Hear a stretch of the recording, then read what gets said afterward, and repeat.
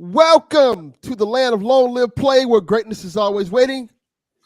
Welcome to the PlayStation Experience. I'm one of your hosts, Delvin Cox, and with me, as always, is the Platinum Princess herself, Miss Haley Nicole Miller. How you doing, Haley? Rick Grimes is back, everybody. That is true. Also with me is the Lord and Savior of PSVG, my boy Lord Snurts. How you doing, brother? I am fine, doing well. Happy to be here for another nerd session. Yes, we're back. We're black and we're ready to roll. Well, I'm black.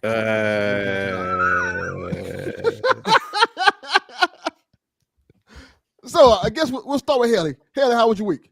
Well, I was sick for a lot of it, actually. Good talk, Haley. Go ahead, Snurts. Honestly, I wasn't feeling too great either. I don't know if I had some kind of illness or whatnot, but I was kind of down in the dumps for a couple of days and with a back pain and whatnot. So, the whole team's just sick. God damn it. But I am no longer sick. I was sick for like 3 days. Like what was President's Day for you was Family Day here in Canada. Family Day? Yeah. So what is Family Day? Is that like y'all just watch marathons of Family Guy all day? No, it's literally just hey, the government decided, hey, you should spend this day specifically with your families, and so it's a federal holiday, and then that's that. We should have Family Day in I like August. my idea better. Anyways, I was fine up until like 5 o'clock that day, and then for 2 days after that, I was just not great. But I've been back to work, and then that was fun. So I had a fresh count on Friday, a shoppers on Saturday, and last night, which little behind the scenes baseball, we were trying to record last night, but my boss had other ideas and instead put me on a Sephora in Mississauga, which for anyone who's not familiar with Canada is about 20 minutes outside of Toronto. All that sounds made up. Doesn't sound real. Here's my favorite part, Delvin. So the meet time to go to the shift last night was 5:48. So it took us an hour and 10 minutes to get to Mississauga last night to work. We worked for 2 hours and 20 minutes, and then it took us another hour and 10 minutes to get home. So we drove for the exact same amount of time we worked. Fucking useless. Yes. Do you get paid for the drive? Yes, I do. Anything over 42 minutes, I get paid for travel time. So you went to Narnia, and to this magical land, and came back.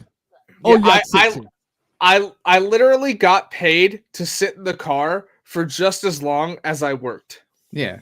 But as long as you're getting paid for that commute, because that to me would have been where the robbery is. If you're literally have a 4-hour shift and 2 of those hours is you in a car, that's not cool. Yeah. I mean, for 2 of those hours, I was just watching Arrow on my phone. So that's good. And so CW check-in, how we doing? Everything good in the CW? Oh, hold on, we'll get there because before we get there, we're damn well going straight to The Walking Dead. Didn't watch it yet. Don't spoil it, Haley. Don't spoil it. Not spoiling. I am not spoiling shit for you because I know damn well you've been just as excited for this as I am. Yes, I am. So it was very good to see The Walking Dead bring Rick back, which that's not a spoiler for anyone who doesn't know. Like, this has been touted as like the Rick and Michonne spinoff, right? So it was a great first premiere. It is exactly an hour long. including credits. It sets up real well. The only thing I will say is, Delvin, did you watch World Beyond? The first half of it I watched. I know it's set after this, I want to say. So around the same time or something like that. Oh, okay. So sort of yes, sort of no. So you don't have to watch World. Before, if anyone's considering watching this, like you, as long as you know, like, hey, Rick disappeared in season 9 of The Walking Dead. He was briefly in the finale of The Walking Dead to like tee up, hey, he's coming back for his own show. But he's been missing to his group for like 6-7 years at this point, right? So his group doesn't know what's going on. A plot line from The Walking Dead itself is that, hey, Michonne left his daughter, Judith, and their son, RJ, who Rick doesn't know about. Rick does not know about his son. Like, he never met him. It's a weird thing. It is, yes. It's really weird. Well, he disappeared before he was born. It's not even that notion. Just I don't want to get into The Walking Dead talk too much, but the whole notion of Michonne, like, I'm gonna leave my kids to go find your dad and just be gone for like here. Guy I know Also, for a while. Watch my child. Oh, also, here's my favorite part. Hey, we're gonna leave them with Daryl. Oops, Daryl left too. They're really on this fuck these kids type shit. Like, literally, it's like, hey, I'm leaving my kids with Daryl. They'll be safe. Oh, Daryl's in France now. Yeah, so weird. Also, by the way that Daryl gets to France in the first part, it doesn't make a lick of fucking sense at all. Yeah. But anyways, does he get there by like a raft? Is he just there like backing it in, you know, like with the rowing and stuff like that? So I like how you said backing a raft in. No, he's just floating on a raft. He's just floating around. I was thinking more of a rowboat, I guess. That's upside down, and he's just tied to the top of it, and it just floats into the beach in Paris. Like, that's literally what happens. Yeah. I'm so glad those currents kept him right on target. Yeah, there's a whole other plot to it, which would involve me spoiling Columbus. Yeah. Anyways, I'm just gonna go this way. I'll find something. Yes, but no. So it was very nice. Anybody who's watched any of the spin-offs, like World Beyond, Fear, Dead City, or Daryl Dixon, it's so weird to me that all the others have a subtitle and then one of them is just his fucking name. Yeah. Sometimes that's all you need. Yeah. I mean, sure, but then this next season of Daryl's show has a subtitle. It's The Walking Dead Daryl Dixon, The Book of Carol. That's like that is literally what season 2 of that show is called. But no, it's very nice. Again, you don't need to have watched any of them. Like, you can come into this only having seen The Walking Dead. But for those who have, there's some nice plot threads that like tie back to even like the beginning of The Walking Dead. It's very nice. It's set up really well. And yeah, I'm excited to see where it goes. I can't say much without spoiling it, and I'm not going to do that because Delvin's been waiting for this just as long as I am. Because Rick Grimes is our boy. And on the CW front, yes. So I bought The Flash, like the complete series. I bought it on Apple, so now I own all of that and Arrow. So I started rewatching Arrow so I could watch The Flash. Here's my thing. So anybody who knows that Apple just updated all of their apps. So if you go to the Apple Store now, like for anyone who has an iPhone, it's the Apple Store, the App Store, or sorry, the iTunes Store and then the Apple Store.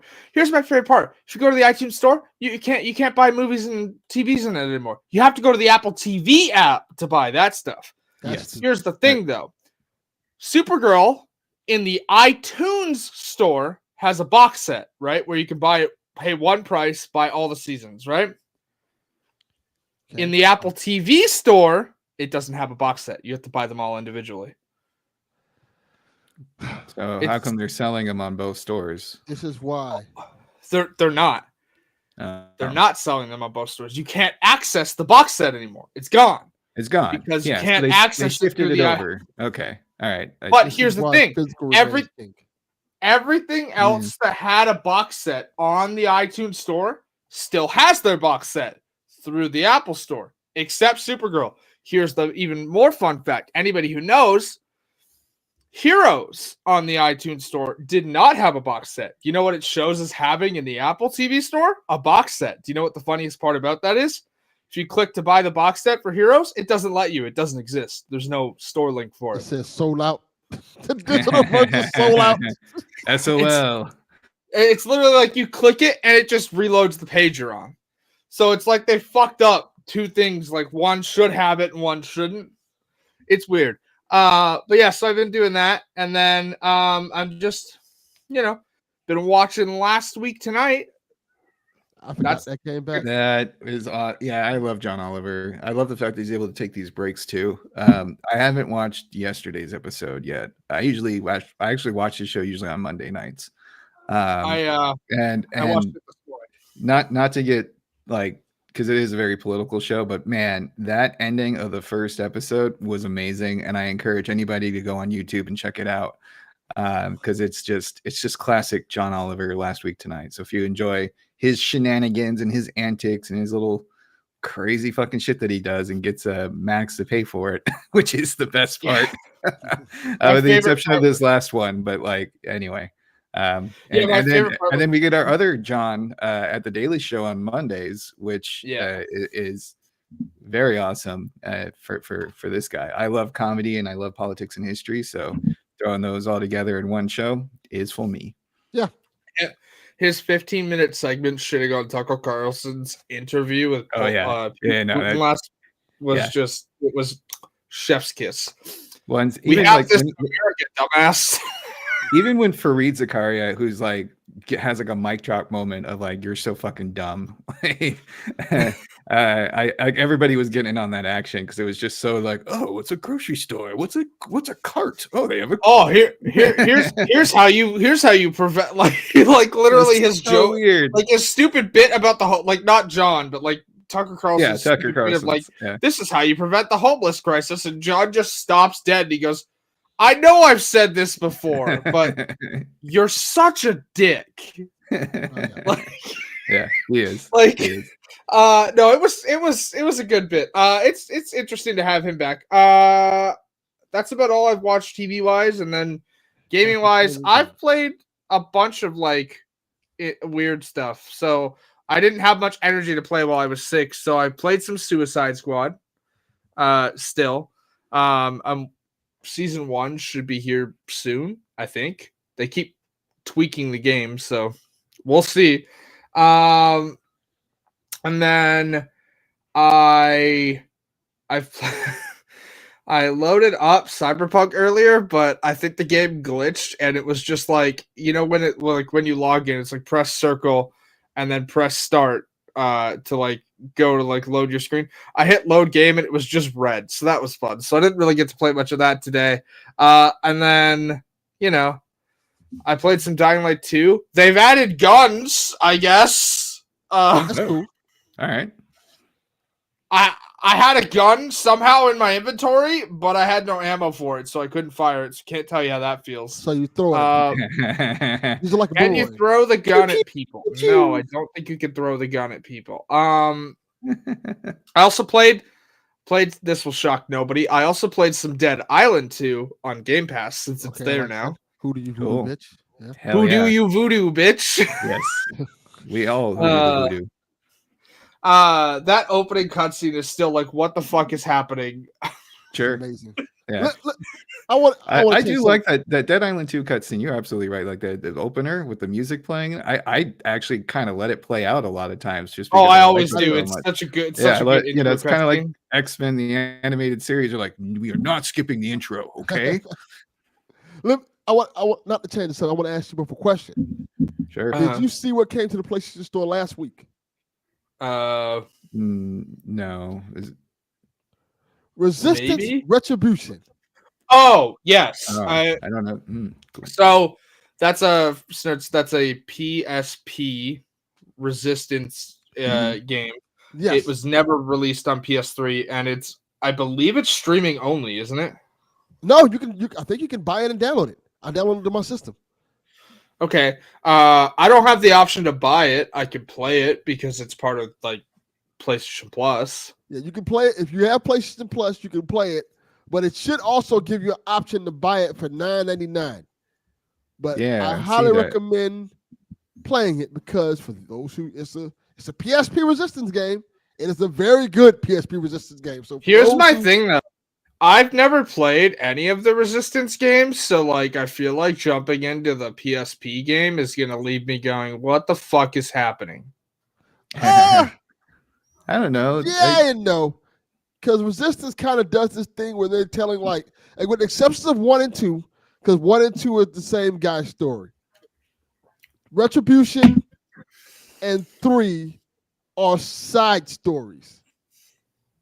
So you can jump into those without knowing the full story, and they'll catch you up. Okay. Here's the thing though. Why can't we play 1, 2, or 3 even if it's only through streaming? Like that still doesn't make any sense to me why they're not on the service. Yeah, that makes no sense. Those are great games. I highly recommend them. They should have by now. I don't know what is going on, why they just don't do it. Release a Resistance collection for PS5. Sure. Yeah, It's why a not? damn shame. They Hell, haven't done that we've yet. been literally begging them to put Infamous there too. Like they're sitting on cash, dude. They're sitting on cash. Yeah. Yes. Yeah. No, because I would play these kind of older games too that I'm not familiar with. Because if it's out there and it's cheap and Mhm. you throw in some like maybe just basic upgrades to it so it's more playable. It looks fun though from what the little video that I'm watching right now. That's cool. And usually I'm like, usually I'll be like, I don't just throw it up there and do nothing with it. Do something with it. At this point, I don't care. Just throw the games up on there so people can play them. Like literally, the games look great on PS3. You can just bring them to the console. Like, all right, here go the Resistance game. You don't have to do that much to make these games playable. Yeah. Oh, the other thing that I've played, quote unquote, is I had a friend who was playing through Life is Strange for the first time. Oh. I wasn't playing it. We were just sitting there watching them make decisions. And you know what I learned? I hate watching other people play puzzles because, dear God. Oh yeah, no, that's not fun. But anyways, it was very interesting to see them make decisions and also see the reaction to the end of episode 4. Delvin, I'm sure you know what that is. Yeah, I beat Life is Strange. I know, but has Snurts played it? Nope. Okay. Consistent. My education continues every day. Okay. Well, I'm not going to spoil it then, but the end of episode 4 always leaves people going, "What the fuck?" I forget so much stuff in life. You could probably spoil it, and then 2 years later, I'd be like, "Hey, you ever heard of this Life is Strange game?"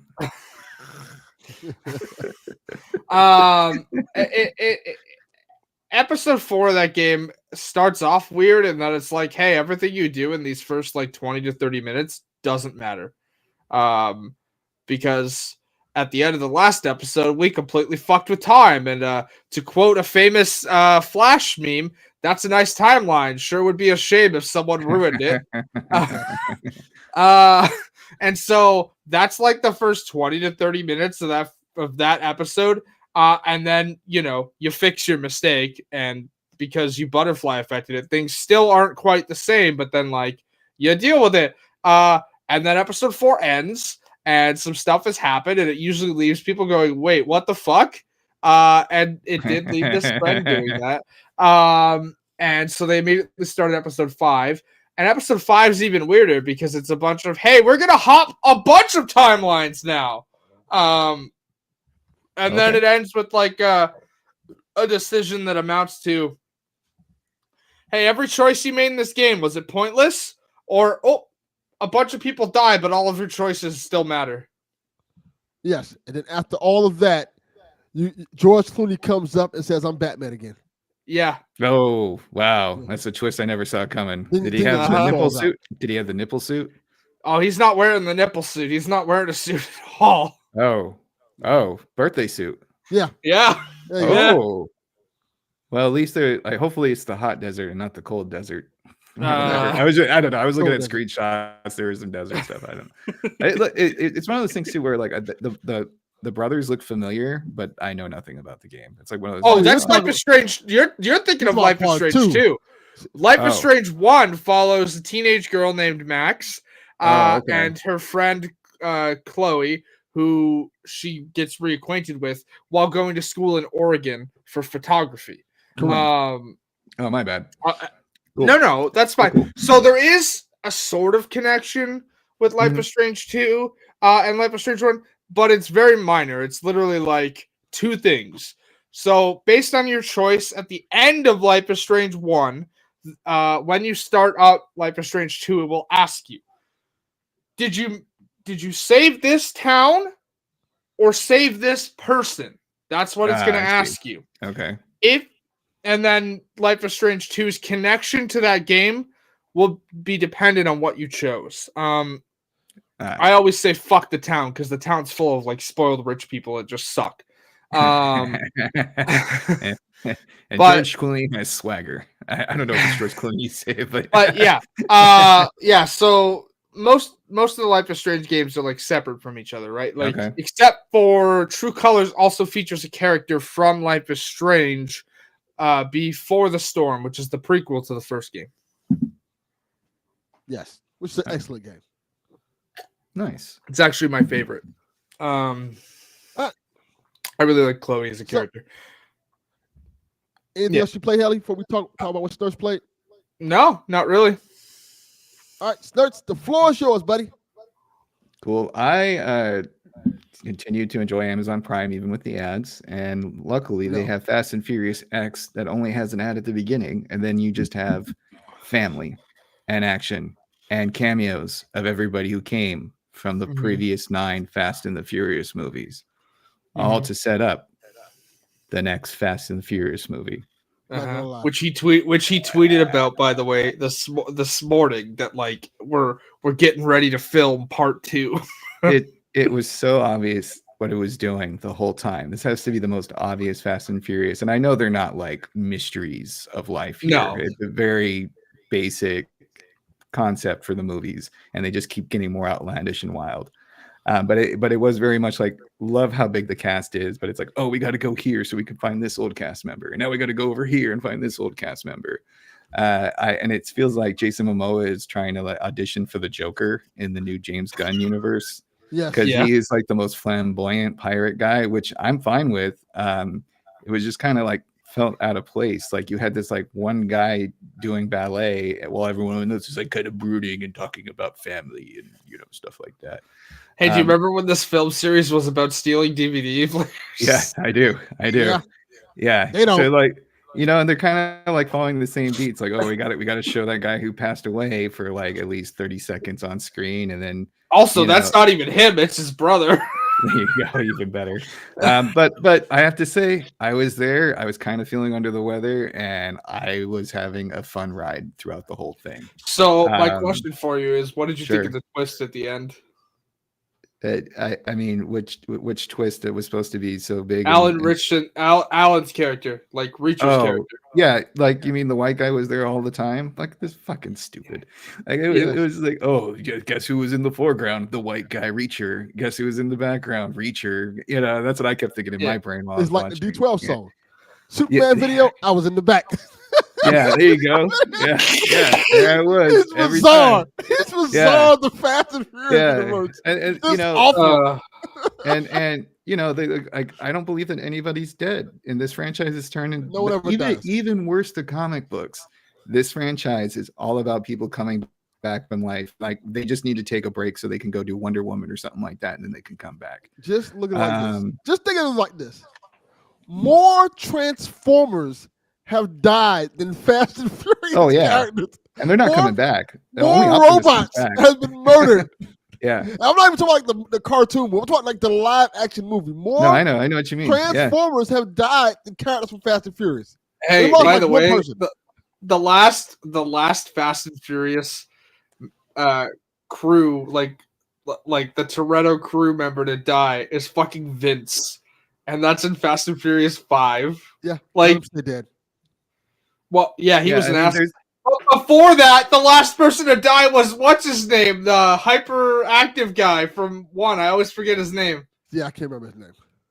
All right. There's also one scene that really bugs me. It's when they're with Pete Davidson in his little hacker bar, and I forget all the actors' names, but it's the two black guys get into a fight, like Ludacris and Ludacris and Tyrese. Tyrese, thank you. And it's all about Tyrese having like money like built into his suit, right? And he's being a little bitch, and they finally just kind of throw down. And Ludacris like gets on top of him, throws some goddamn money at his ass, and it goes all over the floor, right? And it's crazy because then they have to get out of the hacker shop really quick, and Ludacris makes sure to take the money that was placed on the register by Pete Davidson, but he leaves all the money on the floor. Yes, he says, "Move, bitch, get out the way." And I'm just like, Pete's still getting paid. He just lost some muffins and got a broken nose, maybe. And the hacking, like this gal's hacking abilities is so amazing. I don't know if it's Bluetooth because there's no cable. Does she have like super cool Fast and Furious Bluetooth that can connect to anything? Because she takes this like over-the-counter laptop from Hacker Pete and goes to Jason Statham's home and is like, I'm gonna break in. Ooh, I'm in. Hacker talk. Well, see, I don't know if you know this, nerds. The hotter you are, the better you are at hacking. Oh, is that why Jeff Goldblum took out the aliens? Because he was just a sexy jazz guy? Yeah, and he's like, Mac connects to Alien OS, no problem. Exactly. Anyway, but again, I tease, but I have fun. And when I find those things and I have conversations with people about it, it's super enjoyable because like other people are like, oh yeah, that's kind of stupid. Or you get like the whole of course, if you're hot, it works. How stupid. Also a reminder, by the way, that The Rock said he would never come back for another Fast and Furious movie, and yet here he is at the end of the movie. I don't know if you know this, Haley. The Rock lied. Yeah. Rock he did. No, you know this. Yeah, and you smell what The Rock is cooking. Yeah, bullshit. And I continue to love John Cena. Yes. He really won my heart with Peacemaker, and like him playing Uncle on this movie was I was like, man, you're good. I like you. Yes. You're doing a great job. And yeah, that's the main thing that I watched. What you don't believe he's dead? He literally he came out after and said, I'm dead. Yeah, right, sure. And then 3 movies later, there's a clone of John Cena or a robot of John Cena or a doppelganger. 3 movies later, guys, there's only going to be 2 more as of right now. Until they need to make money. And then some executives gonna be like, how come we're not making 14 more? No, his death seems more probable than the others because it was a sacrifice and stuff like that. But again, comes back as a robot, comes back as a clone, comes back as whatever. He comes back as a car like Turbo Team. Yeah, John Cena's gonna be fucking Knight Rider. He's gonna end up being Vin Diesel's car. No, exactly. Yeah, I think that's what Donnie was kind of into. That's I'm gonna put my brother back in the car. And then he talks through the radio like Bumblebee does, right? So he's like. That's why I said Knight Rider. That's literally why I said Knight Rider. Oh, that's cool. Yeah. That'd be fun. Yeah. It's not John Cena prequel spin-off of 9 installments. Yeah. This movie about him trying to always look up to his brother. This movie franchise does not let anyone die, including the person who actually died. Oh yeah, that's my favorite part. 100%. They keep towing out Brian's car to be like, look, guys, he's still alive. Let this man rest in peace. He will never rest in peace. Never, ever. Even Paul Walker's brother is like, yo, I'll play the character. And they're like, hey, man, that dude needs no, we're bringing back Ghost. Like his ghost. Paul Walker's ghost just driving the car. Like, Lord Jesus, please stop this. First, we had the Tupac hologram. Now we have this guy. The Paul Walker hologram. Paul Walker. I always forget his name. Anyway, it's funny though because Brian's car is still such like one of the most popular cars from this franchise. So of course, yeah, he was like the lead character. So I get it. I get it. It's a tragic thing, but at some point you gotta let go. Like, can you imagine if Marvel was to do this shit with Black Panther? just bring back T'Challa and have him just there for 5 more movies. Yeah. People would be livid. I don't know what. I don't know how Fast and Furious gets away with it. Paul Walker force projection.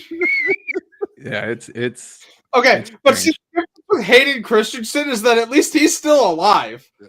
And also, and kind of looks like the part still. He's still alive and kind of looks the part, but they're counting out like Brian's still here, y'all, as if we didn't actively see that man die in an explosion in real life. Yeah, I didn't see it, but I saw the aftermath. Like, oh. Well, you know what I mean. I remember that day, and it was not fun. It was not fun. No, because people on social media were gross. Ooh. Oh yeah, what a surprise! I mean, they were. What's his name? The guy from Jackass, Brian or something. I think so. You know, I don't watch they were gross then too. Like they're always gross for it. Yeah. Did you play? Yeah, I mean, I did play some things, but the only one that really matters to me is I'm back in Baldur's Gate, baby. Yes, everybody, buckle up. Your favorite video game that no one cares about except for like a handful of people, apparently. We have a whole Discord. I know, and it's quiet. It's a quiet place. Because everybody's played the game like a year ago. Yeah. But I'm having so much fun with it, and I'm going evil this time. I have to say, evil is a bit boring because you are literally an absolute tool. And yes, this again, Donnie. And I'm losing companions left and right, but it's such a different experience that I'm enjoying it. I wish like they had more nuanced evil. Like a lot of the evil that I've experienced so far is like you kill everybody or you don't save somebody. I really like want to go back to the like Knights of the Old Republic when you can like really mess with people and like screw them up financially or scam stuff or take over a town. So we'll see as things are going. You want to be a Nigerian scammer? I got you. Yes, exactly. Yeah, and I kind of or like that like mob boss, type of thing would be more fun. But I'm playing with the Minthra character who's a drow paladin, and this podcast is about to lose a companion. It's okay, Donnie. You've been here for years. We understand. Like, sometimes you got to let things go and move on with life. Yes. And who you fucking this playthrough? There you go. That's funny. Minthra. Yeah, going for that paladin pussy. Going for that mid thrust. Huh? Yeah. And I love when she's about to smite his right, and it's just like wham bam, thank you, ma'am. You hit a big old hammer and they go dead. So it's very satisfying gameplay in that regard. And other than that, I've just been kind of putzing around. Like I was playing a little bit of Streets of Rage 4. I was playing a little bit of Shredder's Revenge. But I, like I said, I was feeling kind of down and had a back problem, so I wasn't really in the mood. And I am very, very, very tempted to get Helldivers any minute now, especially with the news that we'll have later today. Because the Discord with Helldivers right now is like I feel like I am failing democracy, and I need to like sign up and suit up because it looks like a fun game. I honestly, I think the only reason I haven't pulled the trigger on it is because I am enjoying Baldur's Gate so much. And having fun, going through democracy dies in darkness, Smoking Joe. But as someone who's a big fan of the Starship Trooper movie and killing bugs and killing robots and it seems like a good time. So maybe I'll take the dive soon. Okay, that's cool. I'm still playing Banishers, which I'm enjoying a lot. I'm playing a little bit of that. Haven't really played that much because I've been really busy, but there's a couple of games I want to get into. Final Fantasy is this week, so I'm gonna do that definitely. It's Thursday. It's literally Thursday. Yeah, I'm excited for that one. And I think it's gonna be like a really cool week of gaming. Like not even just this week, like next week and everything like that. Because you got Final Fantasy this week. I think WWE 2K24 is next week. Oh man, it's a lot of really cool, good stuff coming out really soon. And Dragon's Dogma in 3 weeks, baby. Yeah, it's just a lot of stuff coming out there. So I think I'll be probably like playing some Banishers, probably getting into Final Fantasy 7, of course, because that's the game I'm waiting for all year. And WWE 2K, I love, so I'll be getting in that. Finally trying to finish the story with Cody Rhodes, because Lord knows WWE don't want to finish it. I'm going to make my own adventure. So hopefully I will be able to finish the story with Cody Rhodes and get him that goddamn championship he wants so bad. There you go. But otherwise, everything's been pretty good. I got a question about Final Fantasy 7 because I've never played the series. And I was watching someone who was really excited about it. And I watched like a 10-minute video. So it seems like it starts very Zelda-like, where like big open RPG fields and mountains and towns, right? And then you go on like a cruise and play mini games for half the game. Like, is that true? Okay, so Final Fantasy VII, the Yeah. original, Yeah, is like, hey, we're very linear for like half the game, and then we go and we're like quasi open world before open worlds were a thing. And also this is on like PS1, so it Right, looks like right. ass. Yes. But I think the thing most, I'm not spoiling anything, even though, again, game from 1997 I was going here. to say So, it's old. but I think that's less what Final Fantasy VII is known for, and more the big twist of Final Fantasy VII, Oh, which, okay. by the way, that's integral to the plot of this game. But is it going to happen the same? We don't know, because this isn't really a remake. It's more of a retelling. But Yes. the way that they've split this is that like part one, so Final Fantasy VII Remake, was like the linear section. Rebirth is more of like the open world section. Okay. And So yes, to be clear, Remake had some open world elements to it. It It wasn't did, as yes. open world as Rebirth was supposed to be, but it was very open world elements. A lot of things you could do. It's a very story based game. So if you want it like I'll tell you like this: if you want to get into Final Fantasy, I would say try Remake. The combat is very fluent, very fun to play. The story is very intriguing. It'll drive you in, and the way the story paces itself, it will keep you invested until the end. So if you can get into the story and combat of Remake, you'll probably like the new one that's coming out, which is getting Also- a lot of praise. Okay. Also, point out if you're interested in that, they're currently selling Remake plus Integrate and Rebirth as a bundle for like $70. So you can get two Ah. games for one price. On the 29th, the day the game releases, that becomes $100, but still not bad. Okay. But so yes, your question of like, and then they split off and play a bunch of mini games. Yeah, that's like what the later half of Final Fantasy VII was. It's just Anyways, it was just interesting. I like I said, I'm very ignorant about the series, and I know like the basics. Like I played Kingdom Hearts. I've seen like some cutscenes here and there. I will say it looks gorgeous. It I was watching and the movement with the giant chickens, the kookaboos or whatever they're called. oh, Chocobos. Chocobos. I was like, you know what? I can see the appeal. And if they get away from the old stagnant turn-based combat, You are in for a rude awakening, my friend. then Well- I am not getting this game. Well, I'll say this: this version of it is not necessarily that turn-based combat like that. It's more of an active combat that's more So it's fun to play. don't mislead him. It is still turn based, but it's more action turn than it is Yes. than like the classic stuff. Like, let me put it this way: it's not Baldur's Gate 3 turn based, Correct. but it's still turn based. Gotcha. Um, Yeah. That's always been So- kind of a turnoff. Baldur's Gate is like the one exception of turn-based combat, but I also well, but also haven't- Baldur's I Gate haven't- also has I haven't also given has the the, like- turn.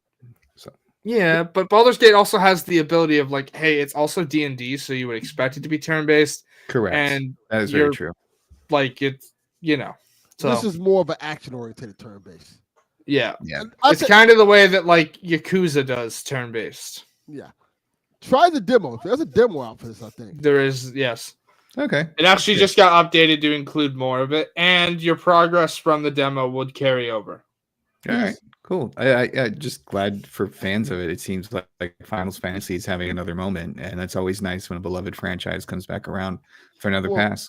Well, this was the one everybody wanted. Like for years, people wanted like from the remake 7. And Yeah. It never seemed like it was a time. And then, man. casual reminder: the ending of Final Fantasy VII Remake happened, and people are like, "Wait, what? That's not how this should end. Oh, it was brilliant. What are you doing?" I loved it. I loved Well, the way they turned yeah. everything on his head, and I kind of really dug that. I really do. I don't want to spoil it for people because I know people. Yeah, I'm not spoiling it either. Yeah. It's legendary. Like, I mean, I have never played the game, but I know like that game is especially. Yes, you know what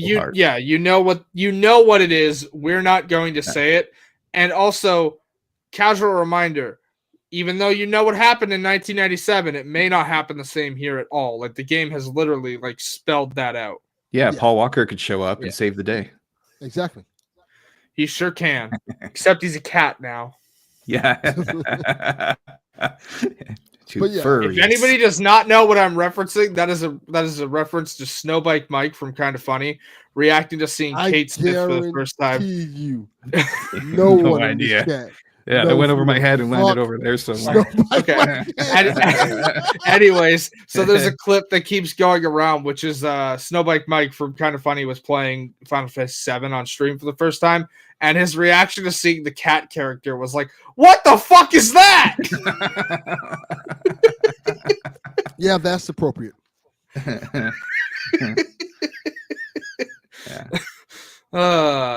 Snow bicycle.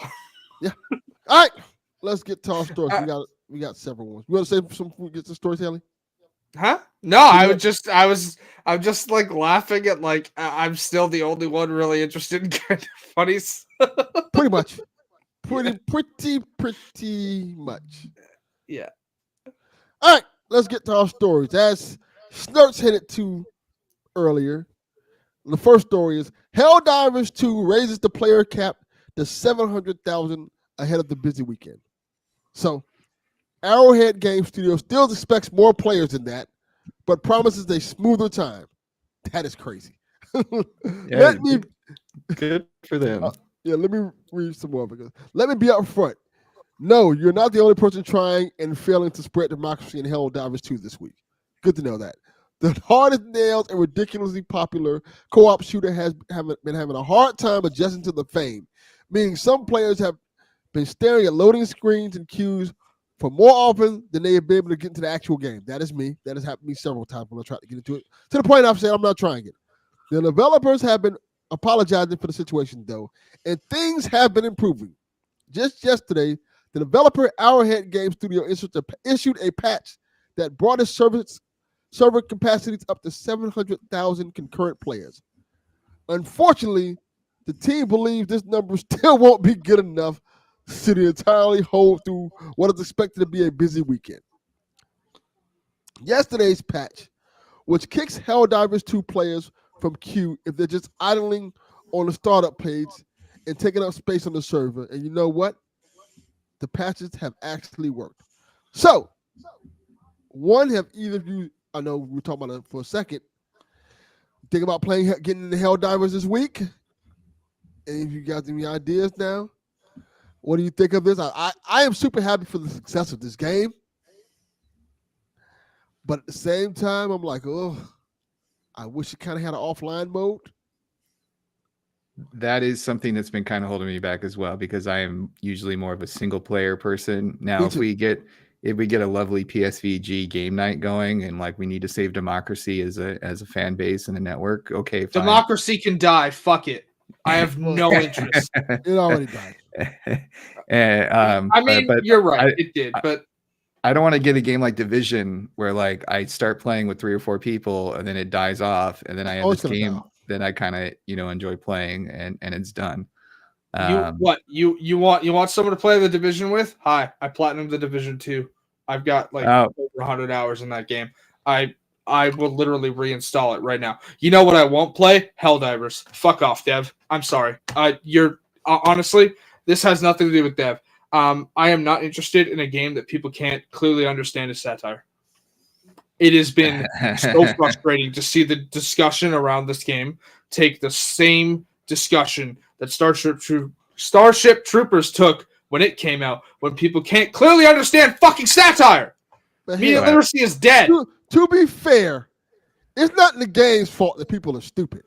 Yeah, that's another. You can't play the game for being idiots. Here's why I won't play the game. Giant bugs, Delvin. I will not play the game because giant bugs. Okay, yeah. That's fine. Yeah.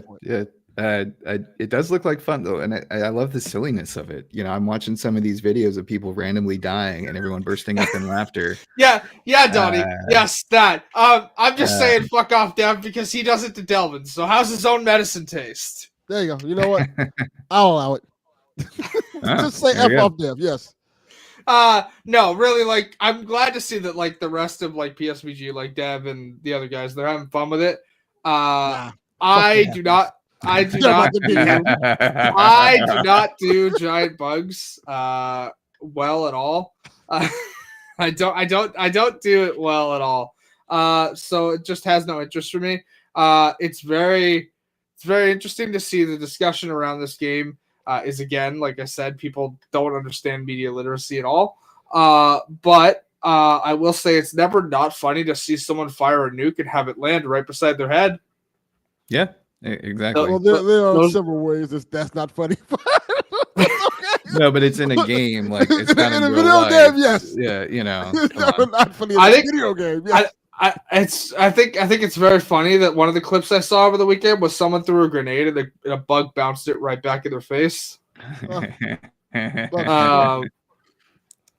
but no. I do wonder if it's gonna last though. I do wonder, like, if Sony's. You think it is? Yeah. I like the original Helldivers a lot. All right. But my whole time of playing the original Helldivers, I was like, I wish this was a third-person shooter. And then they did what I wished them to do, and now I can't even play. I'm like, God damn it!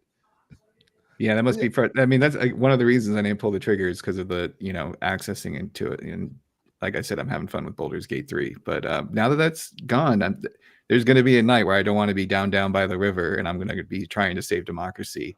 I don't even know what I'm going to do. I'm going to wait 6 months when no one's playing the game. Then I'm going to play, and it's going to be all by myself, and I'm going to have a blast playing. That's exactly what's going to happen. There you go. Democracy is already dead. No, yeah, I have no interest in it. Because you pretty much need a squad. Like Delvin's idea here that he can wait 6 months and no one's going to play it, and he's going to go in solo is going to be real interesting when he gets his ass kicked in 5 minutes. Because I've seen people in our server complaining about playing solo. I'm actually down with that. You okay? You two could play together. Maybe you'd have a good time. But no, like I've seen people like I don't understand. Like I get it's live service. I don't understand why it doesn't have like an offline mode. Like that would have solved so many people's problems. Yes. But like it has had some other interesting ramifications, like Sony potentially rethinking its PC strategy. I believe you, Donnie. I'm not shitting on you. I believe you. I know you've been trying to play the game, but every time you've tried, it's been like, no, you can't get in. Yeah. Like same thing with me. And that sucks. Like I don't like and I can't play. That's fine because I don't want to. But I know you do, and you haven't been able to every time that you've tried. And that sucks because I hate seeing people buy a game that they can't play. I know it was a gift to you still, but I have to say too, the $40 entry point doesn't. I mean, even if I like it for a couple months, I spent $40 on High on Life. I'm probably never going to play that for like at least another 3 or 4 years. The video game or just being high on life, Snurch? No, the video game. I am high every day. Smoke weed every day. But it, I think that's another thing. Like it's $40. It's fun for most people. And it looks very polished. I think that's enough. Which is kind of it's kind of neat. I like these kind of options where you have cheaper games and more expensive games. Like Baldur's Gate to me is worth $70. Like there's so much content jam packed into that game. Helldivers is definitely not worth $70. I mean, yeah, and then like so here's the thing, right? I keep seeing people tout like Steam charts or whatever as like other games, right? And this is not like a dig at Helldivers. Like it's doing well enough, like I said, that it's maybe made Sony rethink their like, hey, let's wait to launch games on PC strategy because the CEO came out and was like, hey, we're gonna be rethinking this. But like I keep seeing people tout this and then throw it at Suicide Squad. And I'm like, that's an interesting comparison you're making there. Like Suicide Squad. Because I don't. There's a big difference between both of those games. I know exactly. one is Exactly. good. Right. And the other is Suicide Squad. Okay, but also one is a looter shooter and the other is a third person shooter. Correct. Like Yeah, no, you're throwing different genres that people like. Let's not beat around the bush here. Yeah, Suicide Squad has problems. That's Yes. okay, but like throwing Helldivers at it and being like, should have done this. I'm like, you can't do. Yarden, Rebecca's not here. Go bug Rebecca. She's streaming right now. No. I'm glad he showed up. You piece of shit, Yarden. I didn't care about that bullshit you said on Twitter. I wish I could ban you right now, you son of a bitch. He had some goddamn nerve. Oh yeah, my Twitter, my ex, the site that I own. I'm the boss of. I'm the captain. Talk about some Mass Effect is trash. Oh, you did? Oh, fuck you, what the fuck? Donnie, this is literally like this morning's like bit where like Yarden tweeted a picture of a dog shitting and said that was better than Mass Effect 2. And that was funny. He tweeted that this morning, and Delvin's been going at him all day because, like I said, Yarden likes to hit hornet's nests with bats for some stupid fucking reason. Also, for anyone who doesn't know why Yarden is referencing the Delaware River, Rebecca happened to tweet something about Splatoon DLC, and that if her theories were correct, she'd throw her Switch in the Delaware. And well, guess what came back to bite Rebecca in the ass this week? I have said multiple times that Mass Effect 2 is one of my favorite games ever. Yeah, it is. I heard several you say times on several podcasts. And this piece of shit Yarden has the nerve to come in my dojo and slander Mass Effect 2. Yeah, out of all the ones, 2. Out of all the ones, 2. Yeah. Fuck you, Yarden. Fuck you. Yeah, you know what you've done. You've hit the hornet's nest with a bat. Yep. Well, everybody needs a resident troll. Thank you, Yarden, for fulfilling this role. Well, but also, like I said, go bug Rebecca about the Delaware River. She's streaming right now. It's her like 3-year partner anniversary. Go bug Rebecca. I hope your goddamn feet fall off, Yarden. That's what I hope. Piece of shit. Damn. I hope Yarden falls into the Delaware River. That works too. Gets the beatus, lose a foot. Yeah, lose a foot. No, like I would cheer that on too, Donnie. I would cheer that on too, Donnie. Like, no, absolutely not. No, but like, it's an interesting way to like talk about these games because is Suicide Squad worth $70? I don't know. I'm enjoying. No, I can answer that for you. Absolutely not. Suicide Squad is not worth $70. It doesn't sound like it from the way. No. I mean, even Haley, with your positive spin on it, it doesn't sound like. Is it a positive spin? I'm really just like. Wasn't worth $7. You're fangirling out on like a property that you enjoy, and it's in a new package. I mean, yeah, I'm having fun because it's DC Comics, and they're making a bunch of like, there's a reference to like Zatanna. Yeah. There's a reference to Oliver Queen.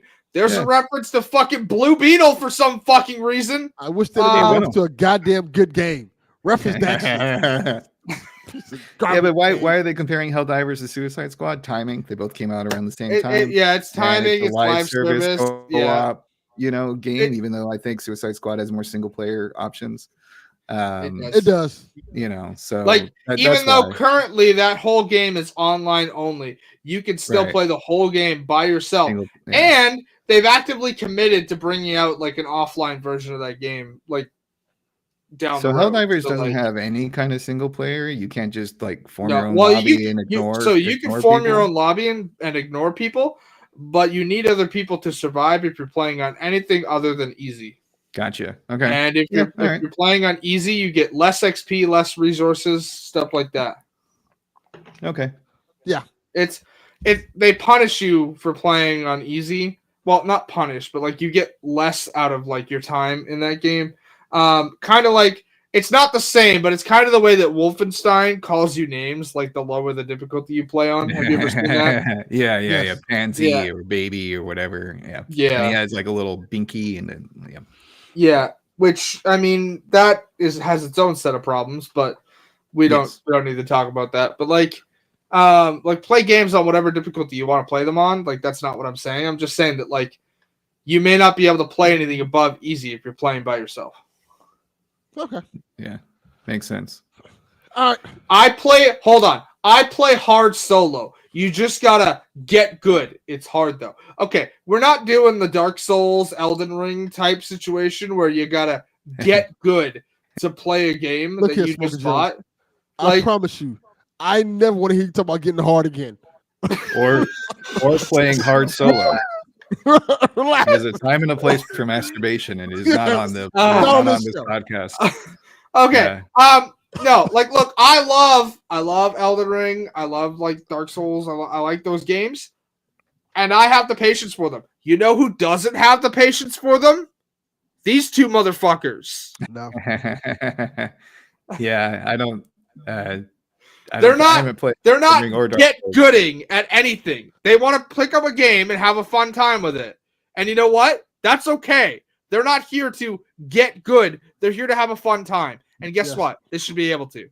Well, and I tell you, if my Friday night movie game night, and they're all of a sudden like, let's do Helldivers, and it's cross-platform, so it's PC and PlayStation. It is cross. That's another selling point for me. Like I said, I'm very tempted.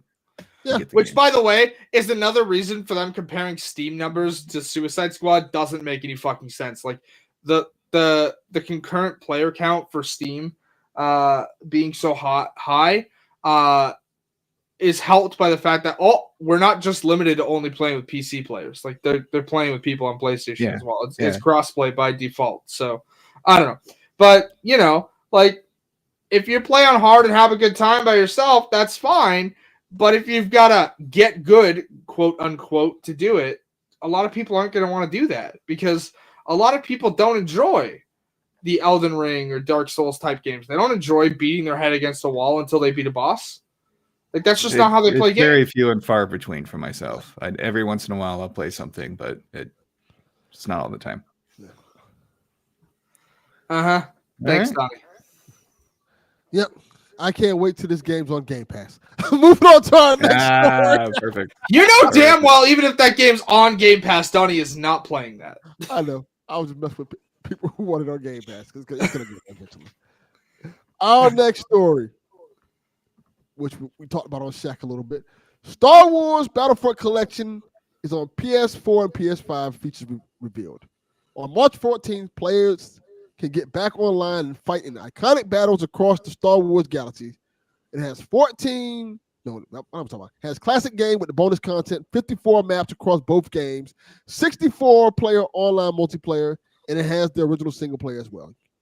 Have either of you played the original version of this Battlefront series? When did the original Battlefront come out? Oh, yeah, this is probably before you were born. It was on PS2. It was the mid 2000s. I'm not that young. Let's be clear. I was alive when the PS2 was a thing. I don't believe that. I was born in 95. When did this game come out? Was it 2000? 2004. I was close. So I would have been 9, and I wasn't into Star Wars at the time. So, And then 2 came out. Oh no, that's a different one. Yeah, I don't know. So I mean, this old school Star Wars Battlefront is Pandemic's legacy. I mean, this is what that studio was known for. So I've always had a little special corner in my heart because I used to do the game testing there, and you know, and I used to play the shit out of Star Wars Battlefront 2. The conquest mode where you're like getting into planes and trying to take out ships in space, or like then all of a sudden you're on Endor with tanks and whatnot. It's a lot of fun. Pretty fun.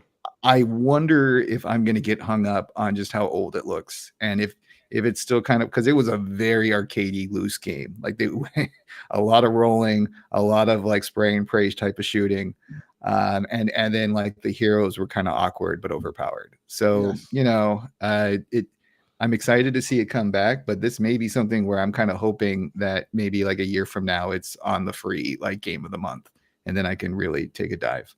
This is a dumb fun Star Wars game to play. Yes. And I think the thing about it is that we've had so many good to great Star Wars games. You know, when you look at like the Force Unleashed, when you look at what's the one that people are playing now, the one that came out last year? Survivor. We've had a lot of really good Star Wars games. So I don't know how. I guess people will receive this one well because, like I said, it's cheaper than the other ones, obviously, and it's a game you kind of can just hop in and play. It's not. Right. It doesn't take much skill to kind of get into it. It's like you said, the heroes are really overpowered. I remember playing this, just kind of playing to play as Luke or Vader and kill everybody on the screen. But yeah, it's a fun game, dumb fun. And I really like the space battles because it was like, to me, one of the first times where you had a rebel ship and empire ship, right, imperial ship, and they were going at it, and you could play as a Marine who hops into like a ship and then gets dropped off into the other enemy's ship, and you have to go in and take out like the reactor or take out the shields or take out something else. And I remember that being a lot of fun. Yeah. And one of the things I liked is, if I'm not mistaken, there is split screen couch co-op action, which will. Oh, that's good. If I'm not mistaken, hopefully I'm not. I hope I didn't just lie. But if it has that split screen stuff, I mean, this is the kind of game that was fun because you could just throw someone a controller and be like, let's just blast some stormtroopers for a while. Yeah. You gonna play it, Haley? No. Nah. So we're heading into a season at work where like I'm like may have some time finally. So I gotta pick what I'm buying game wise in March. So right now probably just Dragon's Dogma and Hi-Fi Rush. Okay. And this if I remember correctly, this has 2 new characters in it. They added Asari Ventress and Kit Fisto, if I remember correctly. Okay, yes. cool. Everyone remembers Kit Fisto. Yeah. Yeah. So wild name. Why are there so many Fistos in popular culture? There's a He-Man Fisto, there's the robot Fisto in Las Vegas. No. There is only one Fisto, and you must bow before him. Whoa. I don't want to. I'm not bending over before a Fisto. I can tell you You that. are absolutely bending over for Fisto. And yes, I am referring to Fisto from Fallout New Vegas. Yes. Yeah. Oh man. Yeah. That is the one and only Fisto in video games. Haley, I would like to support your campaign. Fisto is the best Fisto from New Vegas. I love that. That campaign quest was wild. And I was like, what game am I playing? This is so adult and weird. I love it. Well, welcome to Fallout in general. Yeah, exactly. Yeah. No, it'll be... All right, let's get to our next story that I'm quite sure everybody will care a lot about. But we're going to talk about it anyway. Yeah. Sorry, folks. It was slim pickings. Sony says the PSVR 2 headset will work on PCs later this year. Woo-hoo. Hey, where's the soundboard to hit the womp womp? Yeah, you just did it. Good job. So, when Sony released this PlayStation VR... Hold on! Stop! Audio listeners, Donnie just chimed in and said... Who's getting fisted? I'm not answering that at all. I'm gonna move on. Kit Fisto's getting fisted. Wow. When Sony released its PlayStation VR 2 to a rousing 3 people buying it, including me, it was designed to work only on the company's video game console, the PS5. But obviously, because nobody bought that bullshit, by the end of the year, they're like, nah, I work on PC too. How does it feel to be fleeced when you bought PSVR 2? I feel like I got conned. I feel like I've been fisted. I feel like PlayStation fisted. Oh, Fisto, the game coming this fall to PSVR that you can now play on PC. Yeah, so, I looked at this and I was just like, we're gonna make some dumb jokes about this, and I don't care. Who cares? Great, go to PC. Do PC players even want to use a PlayStation VR headset? Aren't there so many other options that are available? Yeah, exactly. They have the Meta 3. Yeah, I'm curious how that would work. Like, can you only play PSVR games on there? Can you play all the other VR games on the PC? That's gonna be really interesting to see how it works out. Yeah. Johnny with the bangers this week. Yes. Yeah, I mean that. Honestly, I can't. Can you imagine too? You hook it up to your PC and you want to play some PC VR game that you're super into, and then it straight does not work. Yes, that's what I'm trying to figure out. You know what I mean? Like, Nigerian Prince reference. Yes. Which means we're due for a third. We're due for a third. It will come. At least you can play Alex on it now. Can you? Because I was wondering. That's what I was wondering. Can you play? I literally don't think it has, and there's no guarantee that your PSVR 2 is going to work with that. Like, I was assuming that I probably just registered the PC device, but like, will it? I know there are certain specs for certain games. Yeah. So how will they account for that? I guess it should work fine in theory. But yeah, it's very interesting. And can you play Assassin's Creed VR on it and get a freaking like motion sickness nightmare headache? Because I do not like. I know that game reviewed well, but like looking at like the trailers for that. Yeah. All right. No one cares. That's the response. Like, no one cares about it.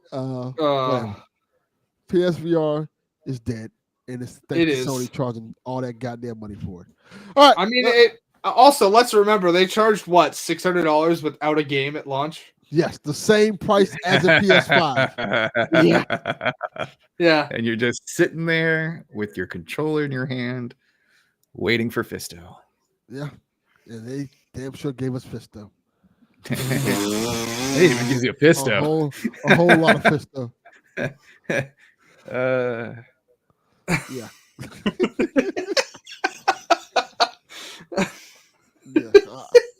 Every day I look at that PS5, PSVR 2, and just think I need to just put it out as misery. Take it in the back like old yellow and just shoot it in the goddamn head. I don't know. Next time some crackhead in Florida asks you for some money, just give him the PSVR. Yeah, that'll work. Here, take this. Yeah, take it. Guy puts it in the pawn shop. Gives it to the pawn shop. Some cash. He'll take one look at it and go, "Man, I don't fucking want this. Like, this shit's worthless. Take this shit back." I can't eat this shit. Yeah, pretty much. I can't smoke crack on this. Yeah, I can't smoke this. I can't eat this. What is this good for? I can't use it either, sir. I can't use it either. Yeah. All right, let's get to our topic. Give it to Delvin Jr. if he's not grounded. He doesn't want it. I know he doesn't. At all. So, as our Lord and Savior Snurch found an article, which is very interesting that he wanted to talk about, that was kind of saying that PS5 is entering the latter stage of its cycle, as what Sony said. So we're going to talk about it. So according to Bloomberg's coverage of the earnings call, the company predicts PS5 sales will slow in the next fiscal year, which means from April 2024 to March 2025. Looking ahead, the PS5 will enter the latter stage of its cycle, so it's going to be a senior citizen. Sony SVP Naomi Masuka says, as such, we will put more emphasis on the balance between profitability and sale. For this reason, we expect the annual pace of PS5 hardware to start falling from the next fiscal year. So, it seems like we're getting into the latter half of the PS5. So, what do you both think of that? I mean, it makes sense, right? Like, PS5 came out in 2020. Console generations are regularly like 5 to 6 years. Like PS3 and 4 generation were a little long in the tooth, like they were 7, 8. But it's regularly like 5 to 6 for things. So we're kind of getting there. But like the reason that I think so many people are feeling weirded out by this quote is because there hasn't really been that many next gen, like PS5 only games. Well, But you can make the argument to compliment what you're saying. There hasn't been that many next gen Xbox or PS5 like exclusive. well, Like you in know what I'm general. saying though. Yeah, Like, you're correct. yeah, People are like saying like, oh, it's there a lot of people are very underwhelmed by what they got. Let's just say that. yeah. Which, I mean, I don't know what people expect. Games takes a long time to make now, and like, so it's gonna be a matter of like, this is kind of what console generations are gonna be, right? But like, to go with what like others have been saying, like, I'm fine with it, right? Like, I've had a great time. Like, I don't care if a game is exclusive or if it's next gen only. I'm having a good time with it. Now, yeah, yes, Donnie. Like That is for anyone, 100% accurate. The And I Switch think is- Nintendo is is- different than the other two. I mean, it Nintendo is has been different than kicking the other ass two. and taking Like, they don't names. care what the other two do, and they go Mhm. at their own pace, right? Like, hell, they just delayed their own console release till next year. But right? to touch on Like- what Donnie was saying, which I think is amazing, Switch has consistently given us games every year. Like even when their slow years happen, you get a bunch of goddamn games. Like I guess people would say this is a slow year. You're still getting like Princess Peach and Mario and getting all these other games. And it's like, Unicorn Overlord. yeah, and whereas PlayStation's kind of been like, well, here's God of War this year. Here's Horizon this next year. Here's the remake of this game this next year. Like this is good. Here's Spider-Man this next year. It's good. You're getting something, but it's not nowhere like what Nintendo's doing. Yeah. And I think that's what people are. That's what people are like. Where are the games? Like we were expecting to get like and like even on the Xbox side, Xbox came out and showed us all these amazing games they're working on. And we're still waiting on all those amazing games. Now, granted, there's still time for all this stuff to come out. And I feel like in the Xbox case, we're going to start getting that like in a more rapid pace. But it kind of just feels like, damn, we've had these consoles for this year. And if it wasn't for third party, it'd kind of look really bare, honestly speaking. Very It much would, so. yeah. But again, yes, to Donnie's point that like, yeah, Switch is anything but that, and that's okay. I mean, that, like I said, Nintendo does their own thing. Is that okay for the other two? Some will say yes, some will say no. Hey, Yarden, get out. We're not taking this negativity. Get out. I don't think they are. I think they're going to kill the Switch too. I think You've taken your trolling a little too far today, bud. Like we are not here to shout this blasphemy into the world that Nintendo is going to fuck up their next console release. I don't think they are. We're not doing the Wii U again, man. We're not doing that. Stop this. I don't think they are because I think the Switch 2 is going to be Switch 1.5. That's what I think. Yeah, I mean, there you it's go. literally like the specs for it are supposed to be like PS4 level, so like as opposed to what they are now. So, but like, is it okay? I don't know. I've gotten a great release of games. There's been a bunch of stuff that I've been extremely interested to play. I've played them. I've had a good time. I agree. Has there been a lot of exclusives from either Xbox or PlayStation? No, but like I said, I've never bought a box based on exclusives. I bought the console because that's where I wanted to play. I agree. What's your thoughts, Nerds? There's a few things from the article that stood out to me. One is that they're not releasing any new titles and major franchises for the remainder of 2024. That doesn't mean we won't get games, but I was just kind of like, it feels like we had so much content there at the end of last year and the beginning of this year. So I thought that was a little strange. And I like the point of view that, we do kind of have to factor in that there was a global pandemic during this console cycle. And I don't know if the standard years should apply to it because we kind of lost a couple years at least with the global calamity that we all experienced. and I do wonder if it's something where it's going to give it a little bit more life. And I also the blurring of the line of console generations, I think, is going to continue, where like the PS4, like it's extended way into the cycle of PS5 and people are still able to play it, play new games. And if that kind of continues where they do this hybrid thing where it goes from like PS5 to PS6, like the console will last. So even though it's like potentially hitting its twilight years, I don't think it's over by any stretch of the imagination. But it is just kind of like how time flies. You know, I feel like I just got my PlayStation 5 yesterday. I know it's been longer than that, but and it just kind of is like, oh, we're already talking about the next thing. I just got everything set up for this generation, and now we're already talking about the next thing. So that part to me is a little like just annoying on a personal level, but like my personal like gaming habits and purchases has nothing to do with the industry. Yeah, no, to Donnie's point of like maybe scale projects back or quit chasing tech/fidelity to the ends of the earth, quit making movies, start making more games. On the quit making movies part, that there's nothing we can do there. They want to chase that market. Even Nintendo's doing that. Like, so there's nothing we can really do Sony there. Studios is right down the street from me. They make movies. I mean, they might not be the powerhouse these days, but like I think Sony as a big company overall, not just the PlayStation umbrella, like making movies makes sense. And if you already have the IP, why not?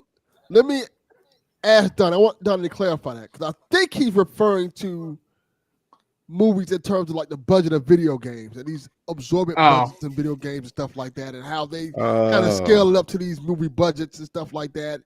He's saying like maybe saying like scale it back some so it gets more into the game range, because a lot of these games take so long because they put so much production value into it and stuff like that. Good example, for example, is me and Donnie keep talking about is Banishers. Banishers is a game that looks pretty good. It's a AA game that it works and it has a good story and it doesn't have this high ridiculous budget, but it seems feasible. Like you can play Banishers and you can enjoy your thing. You don't look at it like, oh, this is a next gen game, but you will enjoy your time with it because and I know I'll enjoy Banishers when I get to it. I just it's like because A, it's Don't Nod, B, it's like it definitely looks interesting. Like it's definitely a game that I will get to. And it's not that I didn't want to buy it. It's I haven't had the money for it right now. I think that's kind of what Donnie was saying. I agree with that makes more sense than the other take that I had. Well, now that he's clarified, yes. Yeah, good clarification. They could scope creep in projects is always an issue. Like that's always a thing.